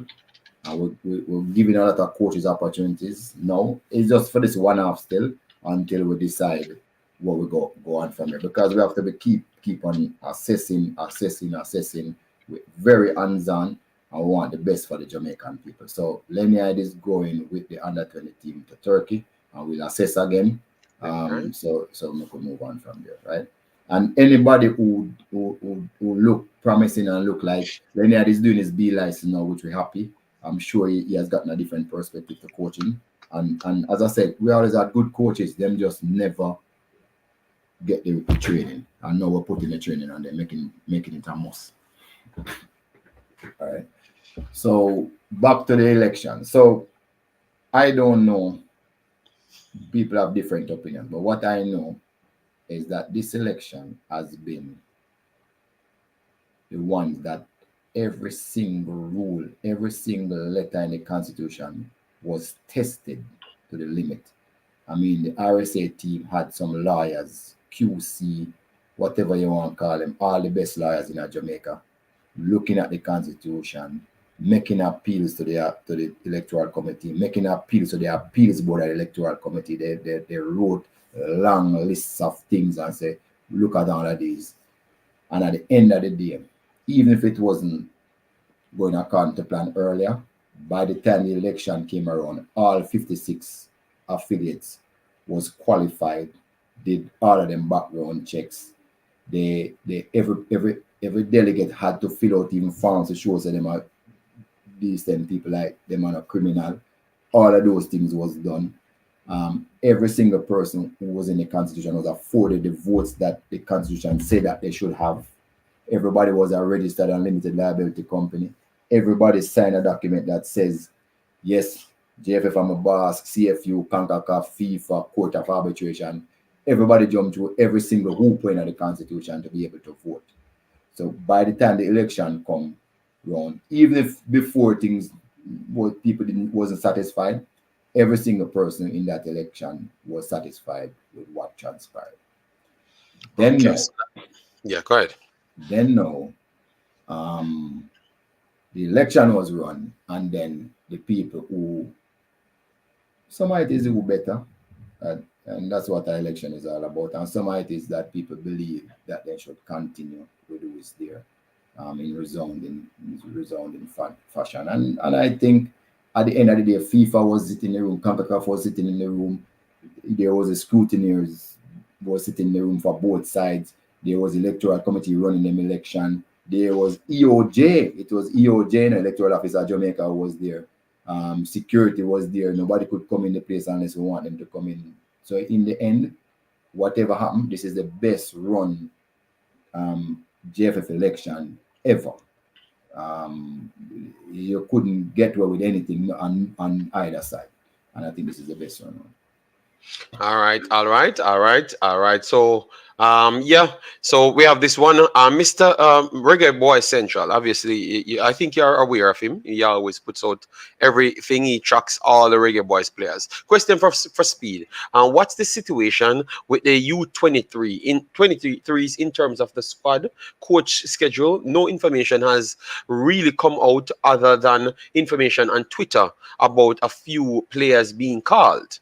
So you can answer to him because he wants the information to try. That team is that was called off, you know. That tour where we were going to Spain with the under 23 was called off. Call off. We couldn't just handle some more things at the same time. Something was falling. And again, John was supposed to be going to that team. It just couldn't work out. So we had to call off that team. All right. So sadly, that's called off. Any plans for unseen people? Oh, you know what? Sorry. All right. So, Mr. Speed, sorry, guys. I know Unseen is a virgin. Any plans for Unseen? You know, because I thought you gave him a job already. Unseen need to go doing badges. I mean, I've told him that all the time. So, look here. There's no free ride for anybody here. So Unseen have to get good like everybody is doing badges and get team and show success, and we'll see what happens. Okay, so Unseen, go and finish your actual license, and then you can be seen. All right. And show success too. In cannot have a license. Have to start winning. Yeah, but Mr. Speed, you have to go through it when you reach up to a certain level, which you know that you're going to be on either as an assistant or something. So he has to be winning something. So he might have improved. What we do? Try hold back, Mr. Unseen. I fight against my brethren. Daniel Lawrence, is there a possibility you will work with Craig Butler in the future? Who names him? All right. No. Daniel, he said he doesn't know that person. JD, can you please ask Mr. Speed how can the JFF do better at marketing so we can fill up stadiums? So, do you have a plan? Like, oh, you think we can get people in the stadiums? You know, we need more people. We need more people. And just yesterday, I was sitting with somebody who is going to be the ambassador of the under 17 and the under 15 male teams. Because look here, we need more people. We alone can't manage. The demands of all we need to do right now. But we need genuine people who really want to come work and help in country. Because we can't pay them. We need more people like me. We want to ask why I do it for free. For help, because we can't pay them. If we try to pay everybody, the money should be spent on developing the youths, not us. We old people were gone 50, 60 are come about to want money for help the country. We need more people to come and volunteer who can help us with the marketing, because we just can't pay the quality of person that is needed to do all of that. We just can't pay them at this point. Okay, so for instance, if we have ideas, or we can get more people to get into the stadium, like the other day when you're promoting the Concacaf and you wanted more people to come in, you think if we have those ways, how would people submit those ways? Because that's the problem. If others might have ideas, because you're in the internet era. We need the ideas from people. We have a marketing committee, but every time we get it off the ground, it go back to where it was. So we need volunteers, people who just write the general section and say, I want to volunteer. People, if you want to volunteer for help, stop, sit on the fence and just talk. I can't help anybody. Volunteer, right? The general secretary and say, I have this skill, I want to help, and we put you somewhere for help. All right. So people hear that. If you can help, obviously, a lot of us can help to sell more seats. But if you can help and you want to get to the general secretary, and he will take it from there. All right. So yeah. So the match now, Mr. Speid. Oh, you guys have any more questions on your list? Because you guys only ask one question, you know. Okay. Go ahead, Pastor. Mr. Speid, I heard you earlier in response to a question that JD asked pertaining to a number of the girls who have something need to be worked out before everything is normalized, so to speak. My question will be, who is taking the lead in that? So in the girls' contract and the boys' contract, there is a clause in there that says whenever there's any issue, 2 people from the JFF will meet with 3 people from the girls' side, whether them are their representative, to sort out any problem. So there's a well-established procedure as how things must be resolved if there's any dispute. So that procedure is intact and in place, and that is taking place as we speak. All right. Permit me to submit my challenge with that. I believe you can appreciate that the debacle, for want of a better word, with the senior Reggae Girlz did not go down well. It didn't happen the best possible way for nobody involved. And I believe that that clause was in place during that time and was being utilized as per the contract. Is there any additional effort or policy position that is being utilized to get a better result than we had before? So I'm going to teach you something, Pastor. And we have to talk about real life. You see, when people lie up, you have to stick to the contract. And they did lie up on us. I don't know which ways you could have done. Let Mr. Speid finish. Let Mr. Speid finish, Pastor, and then you can come in. All right? So you agree with that? You agree with that? So if somebody lies and that, fully understand. Once it becomes a court issue, then you cannot. It was the court issue. Liar. No. Once the legal system is brought to bear, then the contract is the document that speaks to all actions. I can appreciate that.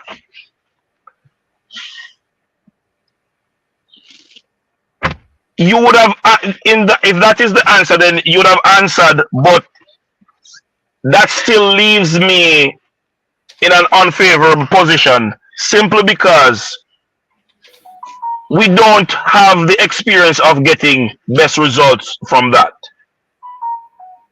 But so I will leave that where it's at, since that is your response, and I don't see how we can go outside of that scope. So my follow-up question to that would be then, the present acting coach for the senior Reggae Girlz team. He's not acting. He's the coach. He's the coach, the present coach for the Reggae Girlz team.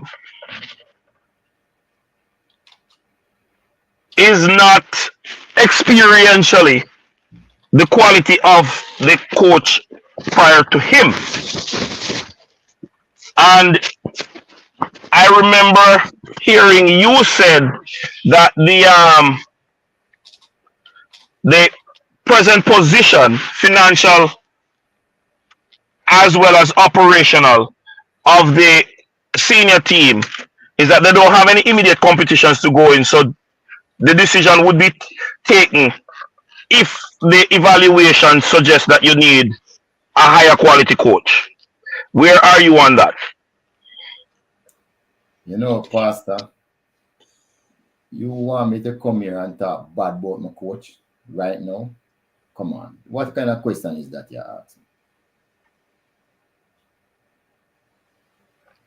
The question is not intended to talk bad about a coach. I said experientially, the present coach is not at the level of the one before him. Did you know And that? I reference Yeah, a but what is conversation, a state. experience? Yeah, but what is experience? You know, the last time, we can say, what is experience if the experience is bad experience? So in football, I've known coach who coach for the first season and win a World Cup. He just coach and win Champions League in first season. So I don't know where that I go. I mean, the coach is very experienced. He has been around a long time. He has coached a lot of teams, national team before. He has been assistant to a World Cup team.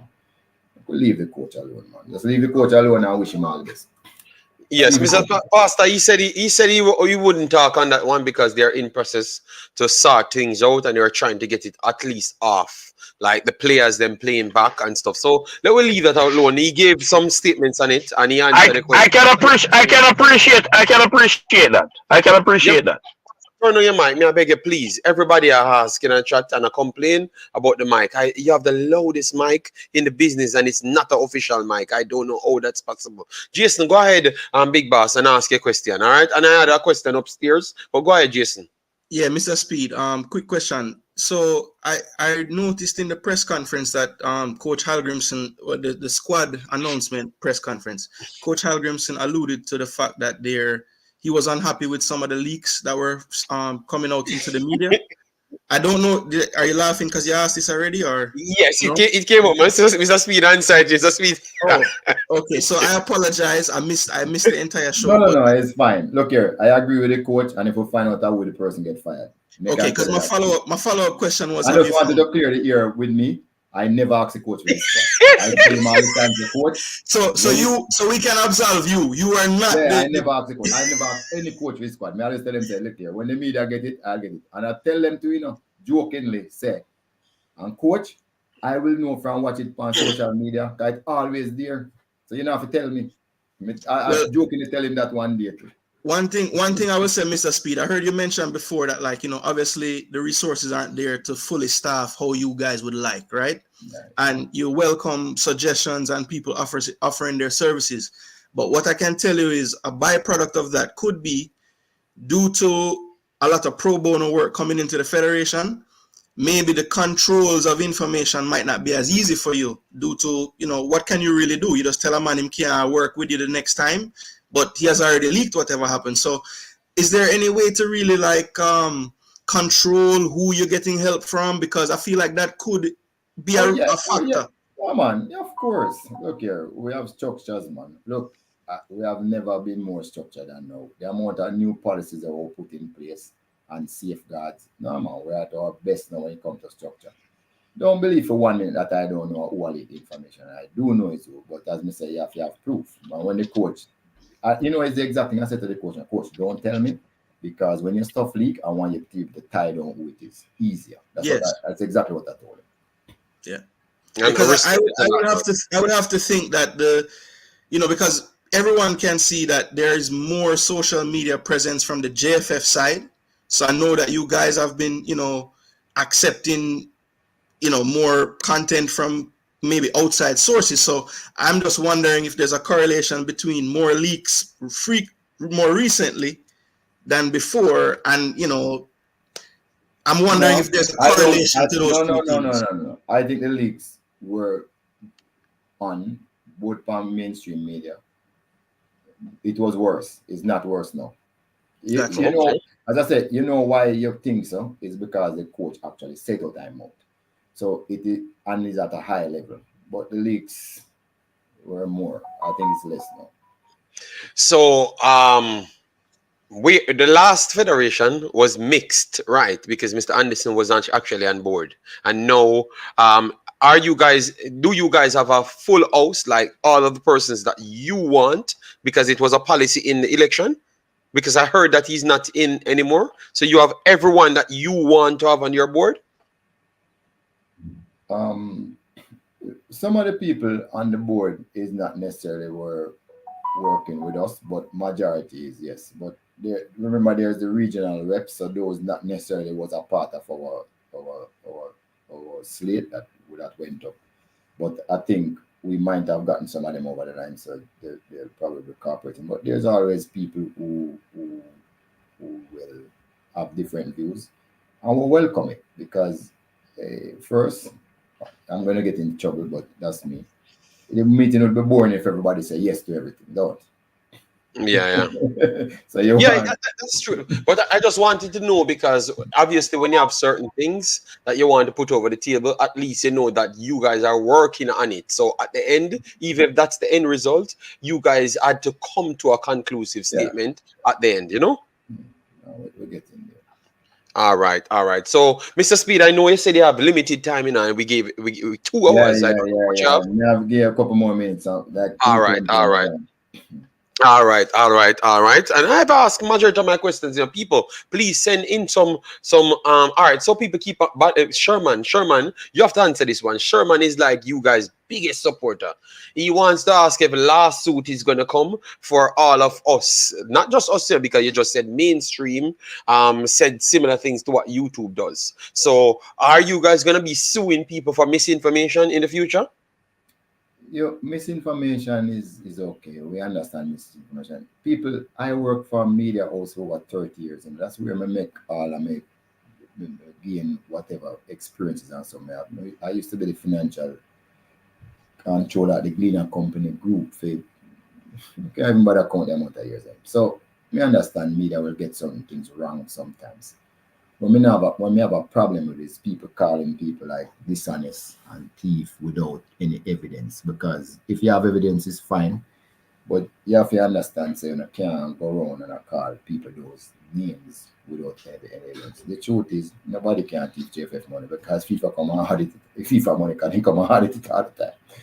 And that is one of the reasons why we are on restrictive finance, which is easy to get on and hard to come off. So and when you're on it, at that time they audit more and more them Concacaf. So it's just frivolous for people still that talk stupidness about people taking money. Not go say you can't take them money. I mean, if you take them money, you go for normalization, that you're on not restrictive finance. So I think some of my YouTubers them feel more responsible and stop talk foolishness because they're not helping. Them say them are Jamaican and not helping. Because when other people that probably give us some more money, when you keep on saying that, then people don't want to contribute to the program. So we have a worse program. So I think you guys should, keep the JFF in check, hammer them when them do things wrong. So, but when you come a hammer, suggest something where you can make it do better. That's how I see it. Because if we are pretend say all the way a Jamaican, why you want to mash down a Jamaican institution? That don't make no sense. So that's how I see it. I remember even with the Reggae Girlz when we had to go for a substitute team because we couldn't sit down there and not play. You know what happened to the country? Even though we know we not have a right thing, them say them not play, we go find a team and play. Some people hate on the girls them who are play. Why are we hating on the girls them and them are Jamaican too? So you are the ones who are segregate now, because you are hate on a set of Jamaicans. Whenever put themselves there, we call them and say come play and them say yes. But Mr. Speed, the problem is, I think they thought that you're trying to replace these girls forcefully. Because I don't know if it's because of, I think the fans believe that because of further misinformation to think that, okay, these are the girls you're trying to force on us. And they already checked out all of those players to know that the players are good players, but some of them are too young to reach the level of the other stars than that we truly have. So that's why. But Yeah, you have a point. You have a point. You have a point. The people say them not play. Them say them not play. So what we are going to do as a responsible organization? That is the truth. I mean, that's reality. And if you know your home, I used to employ one plumber and say, nah, come. You have to find our next plumber. So what we find out is that people apply logics to things. Them just talk and So we're saying YouTubers, yeah, do your work, pressure us. When you do wrong, keep it straight and narrow, but not go over and start calling people thief and all that. Look here, we run one financial institution. How you think people that feel every day people come on and say, me I try rob? Me have to go to the FSC every year and get on fit and proper test. Me I one of the most stringent person who have to go through all of these things. And that's all you can contribute to say, me I rob money. Come on, YouTuber. You need to get sued if I say things like that. I mean, anybody else would have sue you. I'm just warn the people in my YouTube. At 12 million reach for different people now in Jamaica. Now. Or that are the gold. 12 million? Yeah, that's the reach now. 12 million. Mr. Speed want a whole heap of thousand euros.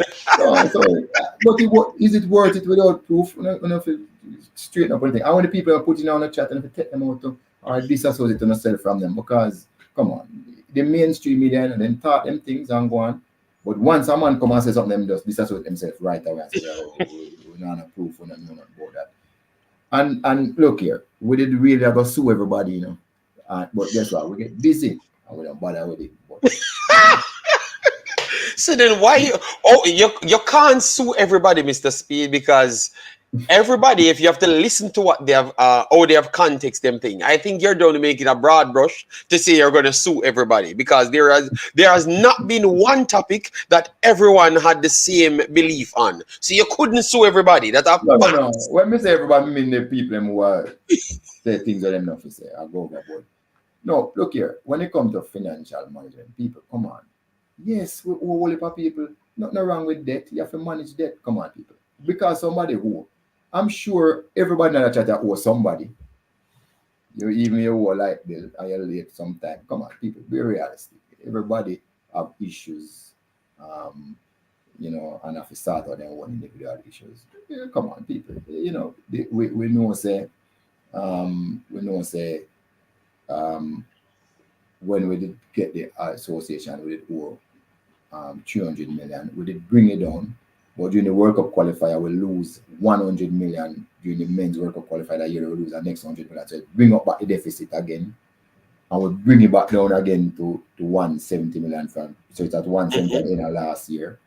I didn't think it would have gone down further, to be honest. I thought it would have reached out to about 100, but then some other expenses come in away. Based on the budget, it should have come down, but it didn't. It's at 170. We put in policies, travel policies, we travel with less people, we do all the things per diem, we cut them, we travel less. We're down to 170 and we project to make a 65 million this year if we bring it down to 100 and liquor. And when the government and negotiate something, because we owe them $100 million in penalties and interest with back taxes and them things. Look here, 80% of Jamaica people owe back taxes, So when we owe people are going like at the worst thing, but all the company where you work for, they owe back taxes, everybody.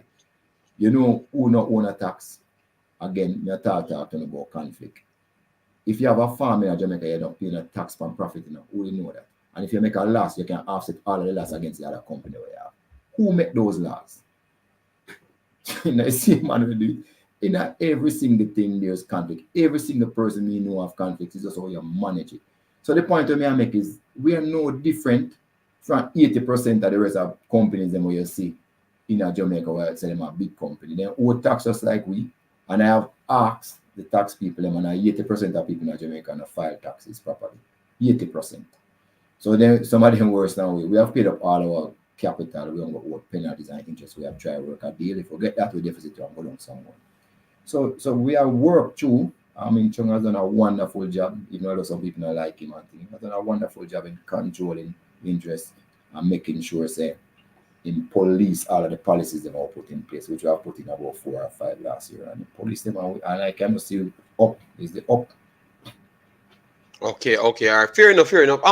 Yes, but Anika, me being rich, which is maybe it's in Jamaica rich, yes, I could say that, but not European rich. I want a few more 100,000, yes. But I would not give Mr. Speed any of my money. I think Mr. Speed made himself clear who he's talking and what kind of fraction of the people he's talking. I think from the other day we have been, and I think we have maybe not always been responsible, but from the other day we are definitely looking at it to show, because when we saw some of the players them started to say that how the fans them treat them and how who made their decision, I'm saying, oh damn, we are really impactful, you know. I saw some things happen here, you know, Mr. Speed. I saw people, family come here, you know, man. And I said, boy, look at, all right, for instance, when you're talking about the girls, them, you had, what's her name? Boss Lace girl. We have a girl we love on the street. One of the defensive midfielder. She, yeah, our cousin, our sister was in the chat, and the vibes that the people want. Easy. Easy, yeah, easy groove. Everybody love her. But the fact that she never liked the way how people treating these girls. She said the same thing as you know, without even knowing you. She said the exact same thing. Come on, these girls come to play for us, you know. So why is it not true? We know that the girls are better. We know that, but come on, let me see if we can find two girls, and they are still here holding up the space. So you are on that side. Yeah, and some players who we approach at Union, you know. I remember one particular player who we approached to play for Jamaica. And you know what the player said? One baller. You're not calling the baller name, you know. But when the thing JFF stupid to not get the ball. The baller said, why would I play for Jamaica? I grew up singing the British national anthem. I never go to Jamaica before. I don't know nobody at Jamaica. I mean, you know, and that is how the guy responded to us, you know. And he's a really good player. So we have a whole heap of issues. See a player now, we call him Magri, and they didn't take an under 19 call up from England instead of what we do. So we have issues. You know? So everybody think you know, everything was anti-glory and I don't say. All right, Mr. Speed, I know you don't have any time, but Kadamatir is a player that I've studied and looked at since I've saw that he could have played for Jamaica. And I have to credit you guys, because when I was talking about that player, I realized that I saw an article coming out that you guys are scouting him. So I am impressed that you guys are looking even before even me, because obviously you had to be sending that document weeks before, you know. So Kadamatir, he's 18 years old. He's 18 years old, and he's very highly rated down there. You know, in England, he's highly rated, and they've been scouting him for 1 year. So would you guys not give him a pass, like go back in for him, because he's young? He's young. And obviously, yeah. I mean, yes, because other players have told us to say they're not ready for commit yet. They want more time. I'll say, okay. I mean, the truth is, whenever. All right, so the under 23 team, that's the old life. So we want to keep this team to get in the professional players and try to play in the FIFA window when we can call them. That's the whole idea about the under 23 team. We want to call them that. So it's these young players who play in the overseas league why make up that under 23 team. And somebody asks, yes, there's no quota on the under 23 team. So you're trying to get all of these young players where that you can see what we truly offer, like how the federation runs and what is in store for the national team, pretty much. Yeah. So it's really somebody at a level who can pluck them out and just put in a national team. So they might not get in at the senior team, but some of them are 20 and 21 and 22 who good enough to who is the next level and develop, and we want to capture them from early. So that is on that same thing. If you notice, if you see my squad, if they league me on that 23 team squad, they might leak it too. Your man is shaking me on it. It was only 2 players from Jamaica was on it. Everybody was from overseas. Why, man, tell Jamaica is something else. And I have heard that, I have held that information near and dear to my heart. Not a soul has seen it. So I'm glad you collaborated with me and make the people know say there was no quota there. It was just who we thought was the best players in that league. Because as I said, that's a B team for the senior team, not the under 20. That is the B team. So, Mr. Speed, now you have this kid. 2 years ago, he was at Chelsea. And persons in the chat watch him a lot. He said that he wanted to come and play for Jamaica. You know, even before Kadamatir, those guys broke up. He was at Chelsea, and he decided that he's not going to re-sign for Chelsea because obviously Chelsea been doing all sorts of madness. You know that, and people want to leave them to go elsewhere. And several of the kids, then sadly, all of them that left can play for Jamaica. Every damn one of them. So so Madasil went to Everton, and Everton said that they liked the kid, but look like Everton had some financial troubles. Clearly, you saw that as well. So maybe they weren't sure on him, and he went down to Petersburg. So with Johnson Clark, Harris, and those guys, he started from the U21 and flick up in the main team now and doing great. So him saying that he wants to come and play on Jamaica, he said it internationally, you know, and then he said it after on Simon's program, you know, and that was a while ago.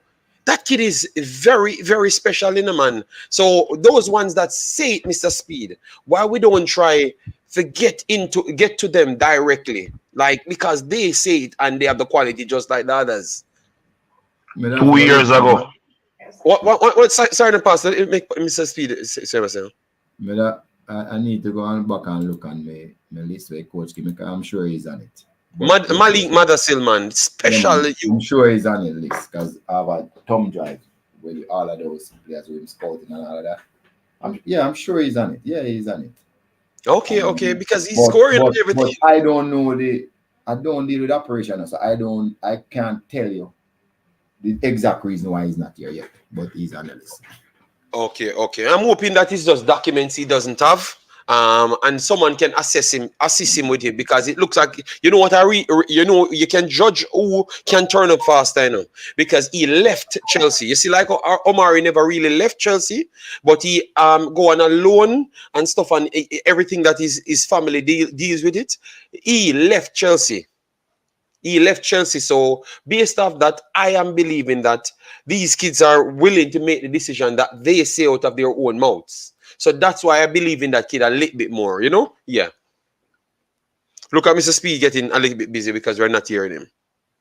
No. I was saying, no. I said, I agree with you, but look here, I have a long list, and I have over 100 players that we have on a scouting list, and I just don't, you know, me can't tell you. Yeah, I know, but Mr. Speid, may I tell you?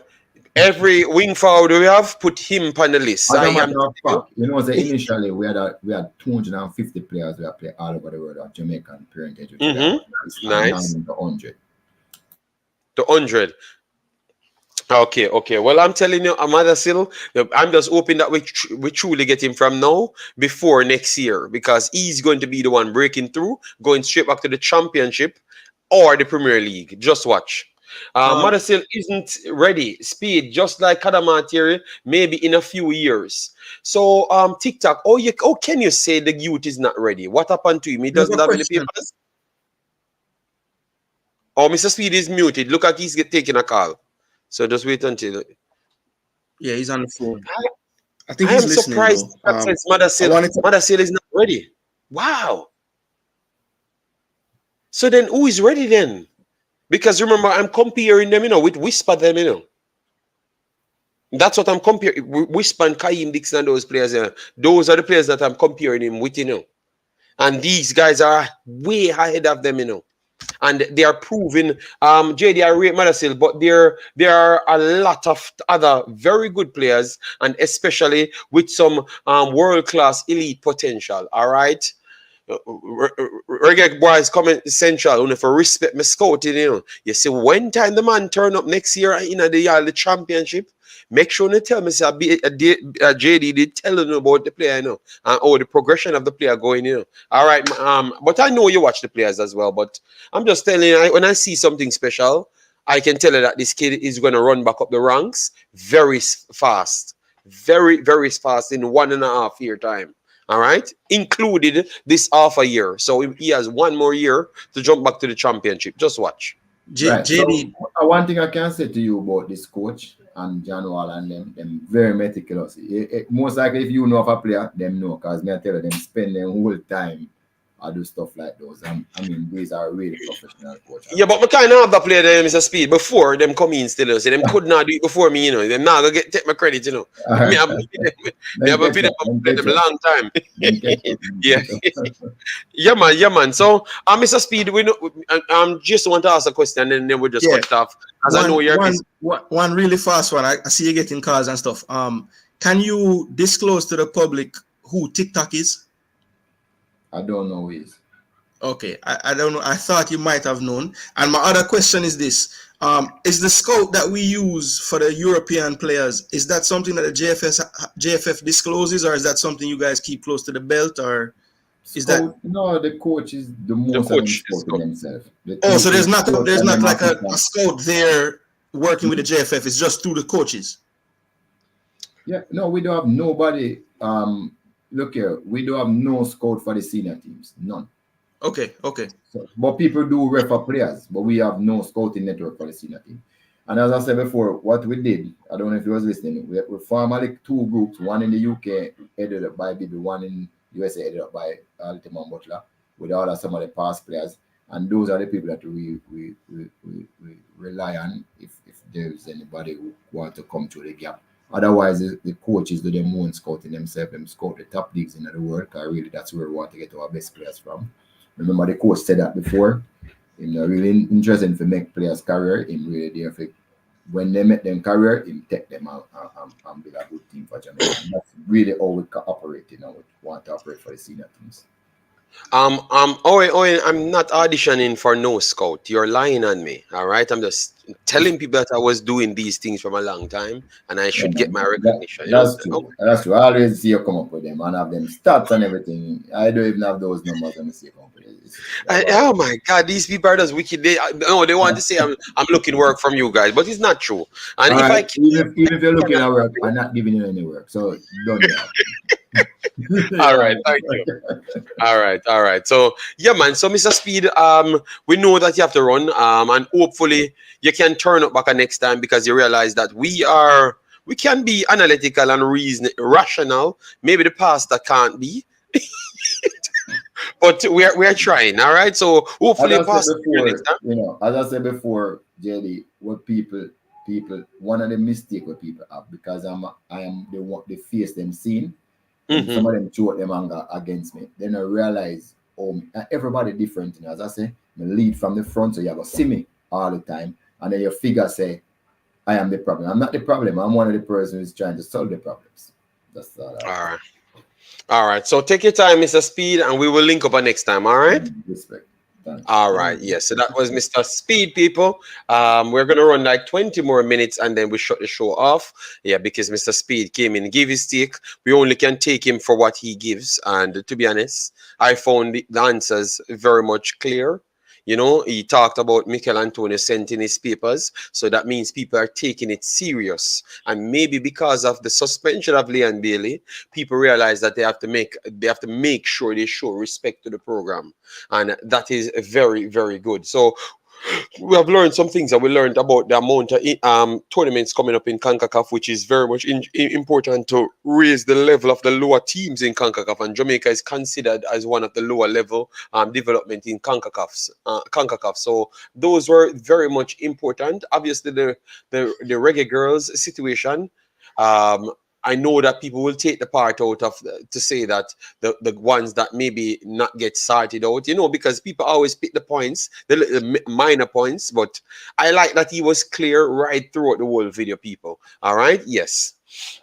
So Jason, give your point, big boss, and then I make Pastor say what he has to say. I had to control Pastor a little bit, you know, because the man his mic is very loud. Yeah, so basically I'll have to watch back most of it. I was in the press conference for Jamaica that was not on time as usual. So I was waiting around for that to start. But from what I heard, you know, one thing you can't say, one thing that you have to say about Speed, he's very clear when he speaks. He doesn't really go around the corners like some others who answer some of these questions. So you have to give him that respect. I heard him mention about the scouts in Jamaica. I'm gonna have to watch back that part and try to. Did he disclose the names of the scouts in Jamaica that they're using? Yeah. Once you watch it back, he will give you all the way they're working, you know. But what I've Okay. gotten from the overall conversation is that where they don't have money, they try to fill the gap with trust, you know.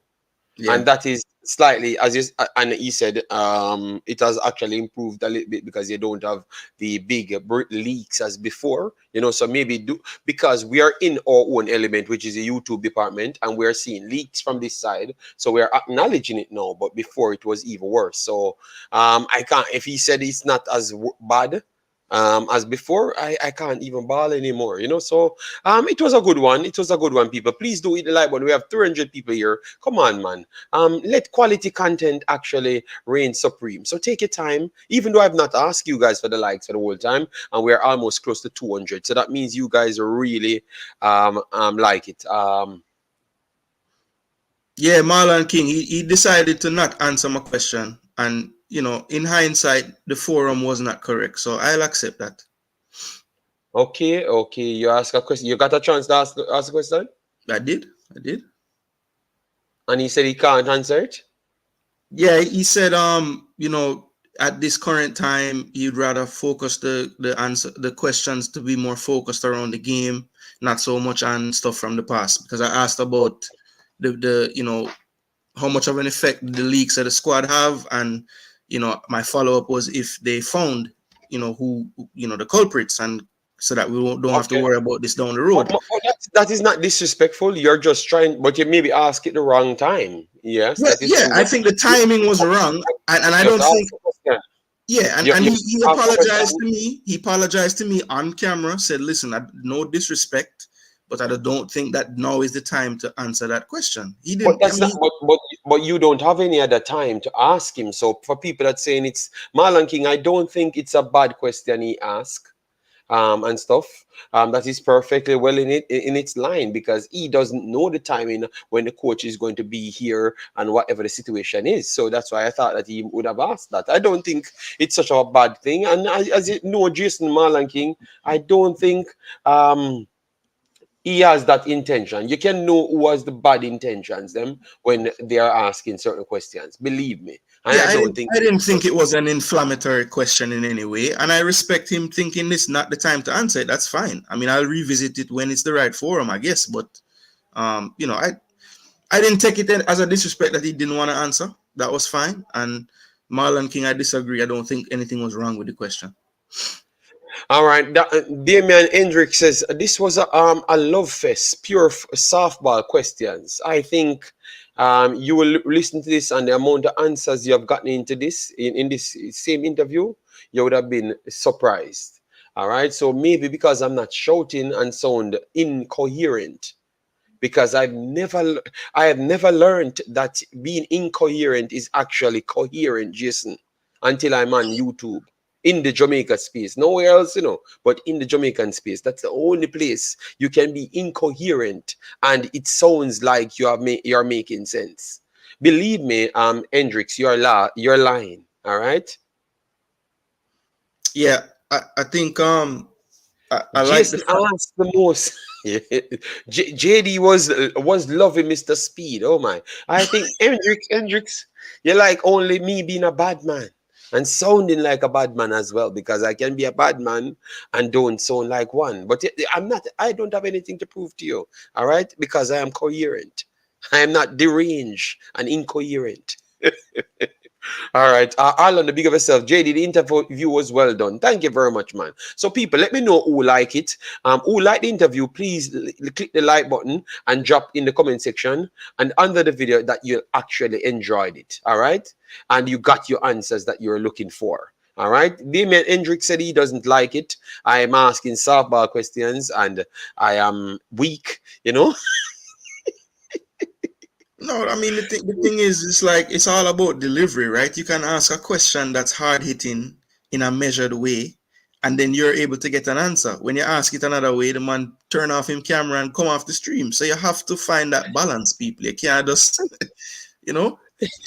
I told you guys, oh my God. Honestly, I didn't respect Speid, but I rate him for his honesty. Okay, all right, then fair enough. See, everybody else in them like it. So Antonio should stay with West Ham. Travis, the man explain, the man send him paper, say him sick. You see, say the man bounce on him and one more. JD, this was coming up. This was coming up a lot last night on my stream. And what I want to know from the fans, what is the caps or the amount of caps a player can have for Jamaica till you stop say them no one come? Them have to play 500 games before you stop saying it? How many games? Is there a number, people? I want to know. Oh wow. It's just sad, man. It's sad, Jason. It's sad. Jump Up TV, bless up yourself. Thanks for being here. Good one, Omar Fowling. And these are the men that follow streams that I have to respect because they always follow all of my streams. All right. I swear some of us are comical love fest. I asked my question, JD, and he did. I don't know your question. I've tried to chip in everything with what I had on my paper. I've literally structured everything what I'm going to ask. So Mr. Speid could have seen it and exactly know what he's going to answer. And then I know that I'm going to take questions from the people in the chat. And I try to mix them in to make the conversation flow. And it flew past 2 hours. Pastor only get 20 minutes, you know. You know it has to be good for Pastor to get no time. And I'm That is libelous and wicked. Jason had not done good enough because it should have been 2 hours and then we get 3 seconds because he tried. But note it, JD, with that said, and this is why I said the interview throughout went well. I asked the question that I had to ask him, but he handled the question well. And even the one that he refused to answer, the reason for not answering it, I had to accept because it was a good enough reason to accept it. He doesn't want to be, since he's the chairperson of the technical committee, he's not going to deal with anything that is going to throw any kind of bad light on the coach. I can respect that. So in reality, I believe it was a well controlled interview. And despite you trying to appease the fans to cut me out of it, I had 2 more questions. I had 2 more questions to ask, you know. But I didn't want to because I was on the road too, driving, so I didn't want to bombard Mr. Speid too much. But I think Mr. Speid responded fairly to the questions that was posed to him. And for those people who are going to tell lies that he was only asked soft questions, me never ask him no soft questions. And the questions I heard you ask prior to coming on, I don't consider them. These are the questions that deal with the concerns that was always in the chat going through. So I don't think those were soft questions. Jason alluded to what was taking place on his program last night. I had to type in that on Jason's program, everybody kicking up about Michael Antonio not being committed. And I'm like, this is the man who used his own money. So how do I typed in and said, there has to be something that we don't hear about yet for him to withdraw. Even though we saw the incident with him in the match against Aston Villa. So we didn't have the documentation that he submitted the medical exemption. But knowing the caliber of the person and the professionalism of the person, I was pissed off at how some of the people went on because they want to sell their own agenda and kind of highlight, oh, Jamaica is going to miss Leon Bailey. The two things are not the same. Because I don't know that it should not be a requirement that the players pay their way. But I don't know that Leon Bailey has paid his way to any of the windows. I don't know that Leon Bailey has assisted other players in the window. Yes. We know these things about Antonio. All right. So, Pastor, what I'm going to do, I'm going to give it 2 minutes, and because we have to close this interview, so it can be like drum pack, yeah. So let me just stretch it off, and then maybe you can close, man. You can close the interview. But I think the interview was good enough. We don't need to be elaborating on things. You can close. Okay. All right. So people, massive respect. Said Mr. Yee said, JD, you are being the nice guy with Mr. Speid. All right. Thank you very much. Michael said, great interview. You are on your way to be a world-class journalist. Don't tell Jason that, because Jason I got try the Barra world-class badge soon. For to turn world class before me. Good job, JD and the panelists. Yeah, man. So I'm loving that people actually we get every answer that we wanted, but I never had to shout. All right, Tigat was trying to call me, but yeah, JD. This is the reason I stopped following Jamaican football. JD, he said his reason on and he's not committed, bro. This is crazy. No, it's just that's why I'm telling you, people, watch and research more. Damien, it looks like it was your question never got answered, and that is a problem. Gina says, he's on loan at Portsmouth, in League One. Looks a decent player. Okay, nice. Oh, Yeah, Gina, look at that's a name on the list that I had seen that okay, Gina okay. brought up. Yeah. All right. You ask impressing. Yes, I asked him all the questions that we wanted, and some of them I never had to ask him because I've set up the questions before it flew into him answering questions. But that's how good I am. I am doing things that even I have not even asked. So Jason have a far way to come with his world class. He might not All be catching. right, all right, all right. All right, so people, let me leave you alone, and you guys beat me, beat Jason, beat everybody. So thanks yet again for our brilliant one. We will try and do it in the future again. Yeah, but bye bye. See you soon.